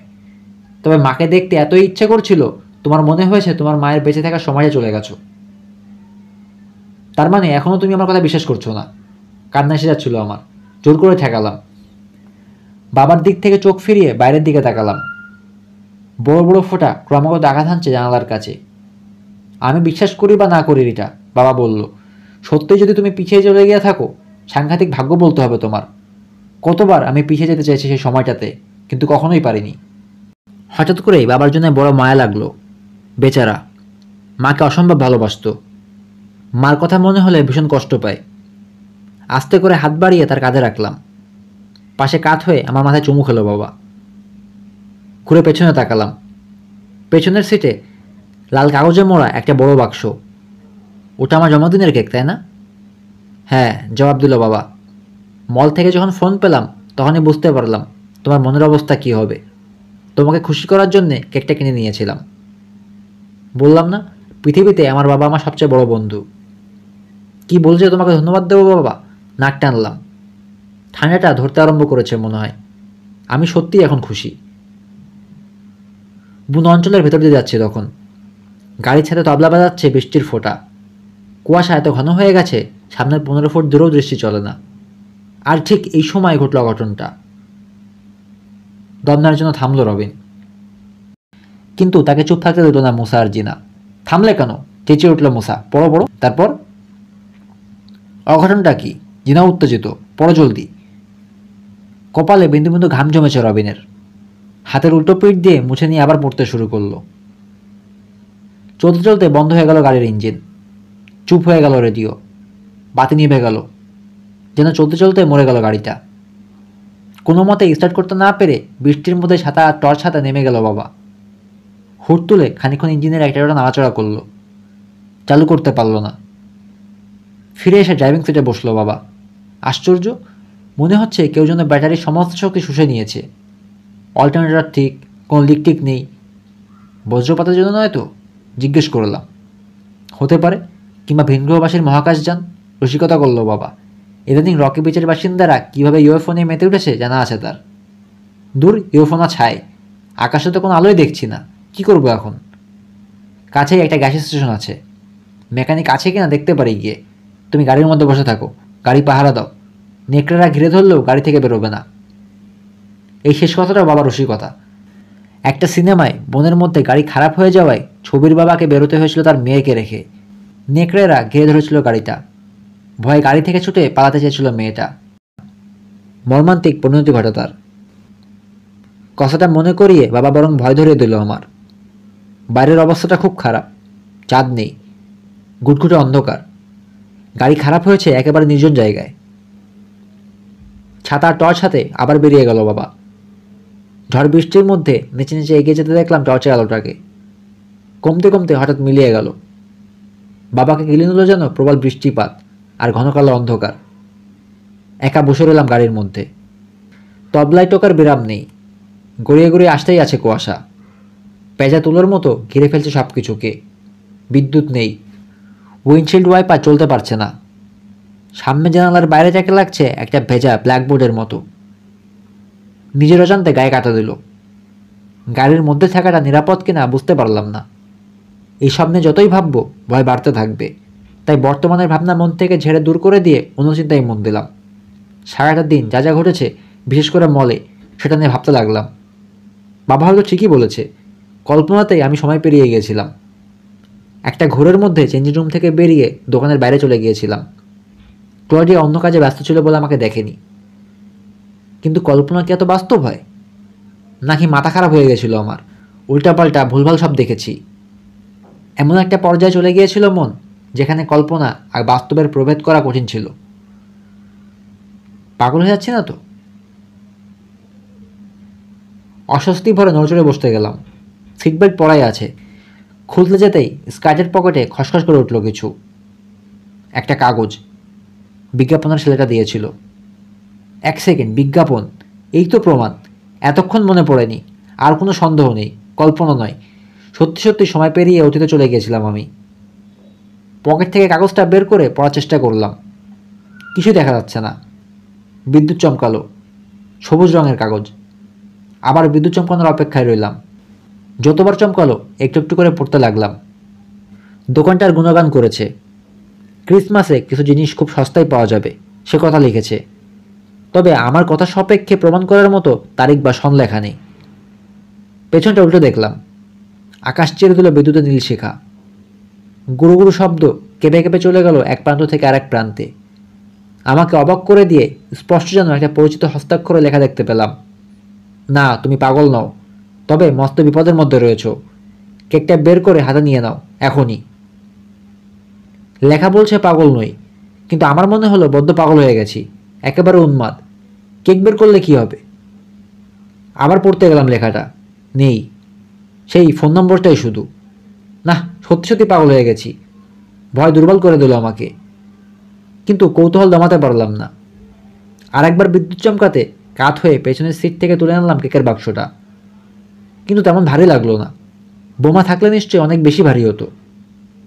কি জানি, এমন কোনো বোমাও রেখে থাকতে পারে যেটা হালকা। খুব সাবধানে ডালা খুললাম। সিনেমায় দেখেছি, বাক্সে ভরা বোমার ডালা খুলতে গেলেই বুম করে ফাটে। ভেতরে তারটা দেখলাম না, টিকটিক করে ঘড়িও চলছে না। কেকের গায়ে লেখা রয়েছে হ্যাপি বার্থডে রিটা। এটাই কি বিপদ? এই কেক? হো হো করে হেসে উঠতে ইচ্ছে করলো। মনকে ধমক দিলাম, নিজেকে সামলানোর চেষ্টা করো রিটা, পাগলামি শুরু করেছো তুমি। বিদ্যুৎ চমকালো আবার। কয়েকটা ছায়ামূর্তিকে আসতে দেখলাম। নিশ্চয়ই মেকানিক নিয়ে ফিরে এসেছে বাবা। স্বস্তি নিঃশ্বাস ফেললাম। কেকের কথাটা বাবাকে বললে হেসেই খুন হবে। কাছে এসে দাঁড়ালো সবচেয়ে আগের মূর্তিটা। দরজার লক খুলে দিয়ে হাতল ঘুরে জানালার কাছে নামালাম। বাবা ভেবে জিজ্ঞেস করতে গেলাম, মেকানিক পেয়েছো? এই সময় চেহারা চোখে পড়ল। বাবা নয়, কিন্তু চেনা চেনা লাগলো। কোথায় দেখেছি কোথায় দেখেছি? হ্যাঁ, মনে পড়ল। দেখেছি মলের দেয়ালে, পোস্টারের ছবিতে, যেখানে অপরাধীদের ছবি সাজানো হয়। এই গুন্ডেটার চেহারার পাশেই হয়তো এতক্ষণে মলের দেয়ালে শোভা পাচ্ছে আমার মুখটাও। ভাবতে কালো হয়ে গেল মনটা। আতঙ্কটা আসতে সময় লাগলো। ধীরেই এলো, তবে এলো। মুখ দিয়ে ছোট একটা চিৎকার বেরিয়ে এলো আপনা আপনি। দ্রুত কাজটা নামিয়ে দিতে গেলাম। চট করে একটা হাত বাড়িয়ে দিল সে। ভেতরে ঠেলে দেওয়ার আগে তুলে দিতে পারলাম কাজটা। ভাগ্যিস গাড়ি থেকে চাইল্ড লক আছে, দরজা খুলতে পারলো না তাই। পটাপট দোকানে যত লক আছে সব লাগিয়ে দিলাম। তারপরের দৃশ্যটা হরর সিনেমার ভয়ের দৃশ্য বললে কম বলা হবে। চুপচুপে, ভেজা ফ্যাকাশে চামড়া, চোকা নাক, মাথায় ল্যাপটানো নানা রঙের চুলওয়ালা যুবকগুলোকে দেখে মনে হলো নরক থেকে উঠে এসেছে। মোট 4 জন ওরা। গাড়ি ঘিরে ঘুরতে শুরু করলো। থেকে থেকে চামড়া দস্তানা পরা হাত দিয়ে চাপড় মারতে লাগলো জানালার কাছে। হাই বেবি, দাঁত বের করে হাসলো ওদের লাল চুলো নেতাটা, যার ছবি মলে সাঁটানো আছে। বেরিয়ে আসো। কি বসে আছো গাড়ির মধ্যে? হ্যাঁ, চলে এসো, সুর মেলালো আর একজন। এই গরমে বৃষ্টিতে ভিজতে বড় আরাম। শরীরটা তার এত মোটা, ছোটোখাটো একটা জলহস্তি মনে হচ্ছে। কপালে উল্কি দিয়ে সাপ আঁকা। খেয়ে দিয়ে আর কোনো কাজ নেই তোমাদের? বৃষ্টিতে ভেজার চেয়ে বরং ড্রাগ নাও গে। এখানে আমাকে জ্বালাতে এসেছো কেন? গাড়ির টাঙ্কে উঠে লাফাতে শুরু করলো একজন। অন্য আরেকজন বুট পরা পায়ে লাথি মেরে একে একে ভেঙে ফেলতে লাগলো হেডলাইট, টেল লাইট, পার্কিং লাইট। তুমি বলে ড্রাগ ট্রাক সবই নেব, খিক করে হেসে জবাব দিল নেতা। কিন্তু গাড়িতে বসে আছো কেন? বেরো, বেরিয়ে এসো তারপর বলো। নাকি ভাবছো ওখান থেকে তোমাকে বের করে আনতে পারবো না আমরা? জাহান্নামে যে শয়তানের দল, চিৎকার করে উঠলাম আমি। গাড়ি থেকে দোলাতে শুরু করলো ওরা। ভাগ্যিস ভলভো গাড়িগুলো খুব মজবুত করে বানায় কোম্পানি। দোলানোর চোটে গা গলিয়ে উঠলো আমার। ভয় পেয়েছি সেটা বুঝতে দিলাম না ওদের। চিৎকার করে বললাম, এই গাড়ির মধ্যে জীবনও ঢুকতে পারবে না তোরা। এটা কি জানিস? ভলভো S70, গাড়ির জগতে সবচেয়ে শক্তগুলোর একটা। পাথর দিয়ে বাড়ি মারল জলহস্তিটা। ঝনঝন করে ভেঙে পড়ল ড্রাইভারের পাশে জানালা। ঠোকর দিয়ে মাথা গলিয়ে বলল সে, সরি, তোমার ছোট্ট বাহনটার ক্ষতি করে ফেললাম না তো? কেকটা ব্যবহার করার সময় এসেছে। খানিক আগে কাগজে দেখা লেখাটার কথা মনে পড়ল। আশ্চর্য, কিভাবে সতর্ক করে দিল আমার ষষ্ঠ ইন্দ্রিয়। বাক্স থেকে কেকটা বের করে যতটা জোরে সম্ভব বসিয়ে দিলাম ওর মুখে। কেক, মাখন সব ছড়িয়ে গেল চতুর্দিকে। দলা দলা আটকে গেল ওর নাকে, মুখে, চুলে, মাথায়। সরি, চিৎকার করে ওর কথাতে জবাব দিলাম। তোমার ছোট্ট মুখটার কোনো ক্ষতি করে ফেললাম না তো? মুখ খারাপ করে একটা গালি দিল সে। চোখ থেকে আঠালো চকলেট বের করার চেষ্টা করছে। আমি তোমার 12টা বাজিয়ে ছাড়বো, ধরতে পারলে তবে তো। বলেই ওদিককার দরজার লকটা নামিয়ে হ্যান্ডেলে মোচড় দিয়ে জোড়া পায়ে লাথি মারলাম দরজার গায়ে। আঘাতটা সবচেয়ে বেশি লাগলো জলহস্তের মোটকা ভরিতে। হুক করে সমস্ত বাতাস বেরিয়ে গেল তার পেট থেকে। চিত হয়ে পড়ে গেল কাদার মধ্যে। দলের বাকি 3 জন রয়েছে অন্য পাশে। লাফ দিয়ে গাড়ি থেকে নেমে ঝেড়ে দৌড় লাগালাম মনের দিকে। এত বছরের চিয়ার লিডিং প্র্যাকটিস কাজে লাগলো এখন। প্রায় উড়ে পার হয়ে এলাম খোয়া আর কাদা পানিতে ভরা রাস্তা। ঢুকে পড়লাম ঝড়ে উন্মত্ত বনের মধ্যে। যেভাবে কোনো দিকে না তাকিয়ে দৌড়াচ্ছিলাম, কপাল ভালো গাছের গায়ে কপাল ঠুকে গেল না। ডালপাতার বাড়ি লাগছে মুখে। 2 হাত সামনে বাড়িয়ে সরানোর চেষ্টা করতে লাগলাম। ভেজা কাপড় ফেটে আছে গায়ের সঙ্গে। ডালপাতা, কাঁঠালতা জড়িয়ে যাচ্ছে হাতে পায়ে, আঁকড়ে ধরছে। তবুও বনটা এখন গাড়ির চেয়ে নিরাপদ। জীবনেও এত ঘন ঘন বিদ্যুৎ চমকাতে দেখিনি আমি। সারা আকাশটাতে জালের মতো বিছিয়ে যাচ্ছে তীব্র নীল শিখা। ক্ষণে ক্ষণে বজ্রের গর্জন, যেন কোনো অজানা নবেরা দল পেতে পৃথিবী আক্রমণ করতে আসছে। কাঁধের উপর দিয়ে ফিরে তাকালাম। নীলচে সারা বিদ্যুতের আলোয় ঠিক আমার পেছনেই লেগে থাকতে দেখলাম গুন্ডাগুলোকে। প্রাণপণে দৌড়াতে লাগলাম। পেছন ফিরে তাকালাম না আর। যখন মনে হলো আর পারবো না, ধরা পড়ে যাব, ঠিক তখন চোখে পড়ল সার্ভিস স্টেশনের আলো, পাহাড়ের মাথায়। বাবা সম্ভবত ওখানেই গেছে মেকানিকের খোঁজে। কুয়াশায় উজ্জ্বল হতে পারছে না আলোটা। ঘোলাটে গোলা একটা আভা। যাই হোক, এই যাত্রা বোধহয় বেঁচে গেলাম। কিন্তু পাহাড়ের ঢালটা চোখে পড়তে দমে গেলাম। ওটা বেয়ে দৌড়ে ওঠা সহজ নয়। ধরে ফেলবে আমাকে গুন্ডাগুলো। পেছনে চলে এসেছে, তাই বলে থামলাম না। খোয়া পেছনে একটা রাস্তা উঠে গেছে চূড়ায়। সেটা ধরে উঠতে গিয়ে শরীর বাঁকা হয়ে গেল সামনের দিকে। পিছলে গেল স্যান্ডেল। পড়ে গেলাম উপর হয়ে। হাতের আঙুলগুলো নিজের অজান্তেই কাদায় বসে গিয়ে মাটি আঁকড়ে ধরল। হাঁপাতে হাঁপাতে বুক ব্যথা হয়ে গেছে। ধরে রাখতে পারলাম না। আঙুলের সঙ্গে উঠে এলো নরম মাটি। পিছলাতে শুরু করলাম। খানিকটা পিছলে নামার পর গড়ানো শুরু করলাম। ধারালো পাথরের আঘাতে কেটে যেতে লাগলো কপাল, কনুয়ের চামড়া। পড়ে গেলাম কাদা পানিতে ভরা ছোট্ট একটা গর্তের মধ্যে। তোলো ওকে, চিৎকার করে বলল জলহস্তি। চোখে মুখে এখনো মাখন লেগে রয়েছে। এক হাতে পেট চেপে ধরে রেখেছে, যেখানে লেগেছিল গাড়ির দরজা। ওর 12টা বাজাবো আমি আজ। দুজনে সে দুদিক থেকে ধরে টেনে দাঁড় করিয়ে দিল আমাকে। খুব চালাক ভাবো নিজেকে, তাই না? বলল ওদের নেতাটা। না, তা আমি ভাবি না, জবাব দিলাম। ভীষণ ঠান্ডা লাগছে আমার, খিদেই পেট জ্বলছে। যা ভেজা ভিজেছি, সর্দি লেগে যাবে জানা কথা। বেপরোয়া হয়ে উঠেছি। কাজেই কোনো কথা বলতে পরোয়া করলাম না। আর কি ভাবছি শুনবে? ভাবছি সকালে কার মুখ দেখে আজ ঘুম ভেঙেছিল। তোমাদের মতো একদল ঘেউ কুত্তার সামনে পড়তে গেলাম। আমার চারপাশ ঘিরে ঘুরতে শুরু করলো নেতাটা। রাগে কথা বেরোচ্ছে না মুখ থেকে। ঢোক গিললাম, কিন্তু যা বলার বলে ফেলেছি। ফিরিয়ে আনা যাবে না আর। ঘেউ কুত্তা হয়ে আর যাই হই, কর্কশ কণ্ঠে বলল ওদের নেতা। তোমাকে একটা শিক্ষা না দিয়ে ছাড়বো না আজ, বিচ্ছু মেয়ে কোথাকার। রিকোর যে অবস্থা করেছো, জলহস্তিকে দেখালো সে। তার জন্য শাস্তি তোমাকে পেতেই হবে। অ, মোটকুর নাম তাহলে রিকো? চুকচুক শব্দ করলাম জিভ দিয়ে, মুখ ফসকে যেন বেরিয়ে গেল। আমি তো ভেবেছিলাম হিপোপটেমাস। চুপ। মুখ খিস্তি করে গালি দিল জলহস্তি। গর্জন করে বলল, আজ তোকে আমি। কালো জ্যাকেটের নিচ থেকে টান দিয়ে বের করলো কি যেন। বোতাম টিপতে ঝটাম করে খুলে গেল 8 ইঞ্চি লম্বা ইস্পাতের ফলা, একটা সুইচ ব্লেড। আমাকে আর কি মারা হচ্ছে না? আমি হিপো? ছুরির মাথাটা আমার পেটের দিকে তাক করে চিবিয়ে চিবিয়ে বলল রিকো, মজাটা আজ টের পাওয়াবো। এক পা এগিয়ে এলো সে। দম বন্ধ করে পেটে ছুরি খাওয়ার অপেক্ষায় আছি। হাঁচি দিয়ে ফেললাম। হাঁচি দেওয়ার মোটেও উপযুক্ত সময় নয় এটা, কিন্তু বৃষ্টিতে ভিজে কাদায় গড়াগড়ি খেয়ে পাহাড় থেকে গড়িয়ে পড়ে আমার অবস্থা তখন বড়ই শোচনীয়। আচমকা ঝলকে উঠল লালচে সাদা তীব্র আলো। আকাশের বিদ্যুতের মতোই অসংখ্য বিদ্যুতের শিখা উঠে আসতে শুরু করলো আমার পায়ের কাছ থেকে, আমাকে ঘিরে, আমার সমস্ত দেহ ঘিরে, ছড়িয়ে পড়ল কাদা পানিতে। সরু সরু আলোর সাপের মতো ছুটে গেল আমার শত্রুদের দিকে। সবগুলোকে জীবন্ত জালের মতো জড়িয়ে ফেলতে লাগলো সেই রঙিন বিদ্যুৎ শিখা। গলা ফাটিয়ে চিৎকার শুরু করলো ওরা। পাগলের মতো নাচতে লাগলো কাদার মধ্যে, হাত পা ছুড়ে সেই বিদ্যুৎ বিভীষিকার কবল থেকে রেহাই পাওয়ার জন্যে। দৃশ্যটা দ্রুত মিলিয়ে গেল চোখের সামনে থেকে। তারপর সব অন্ধকার।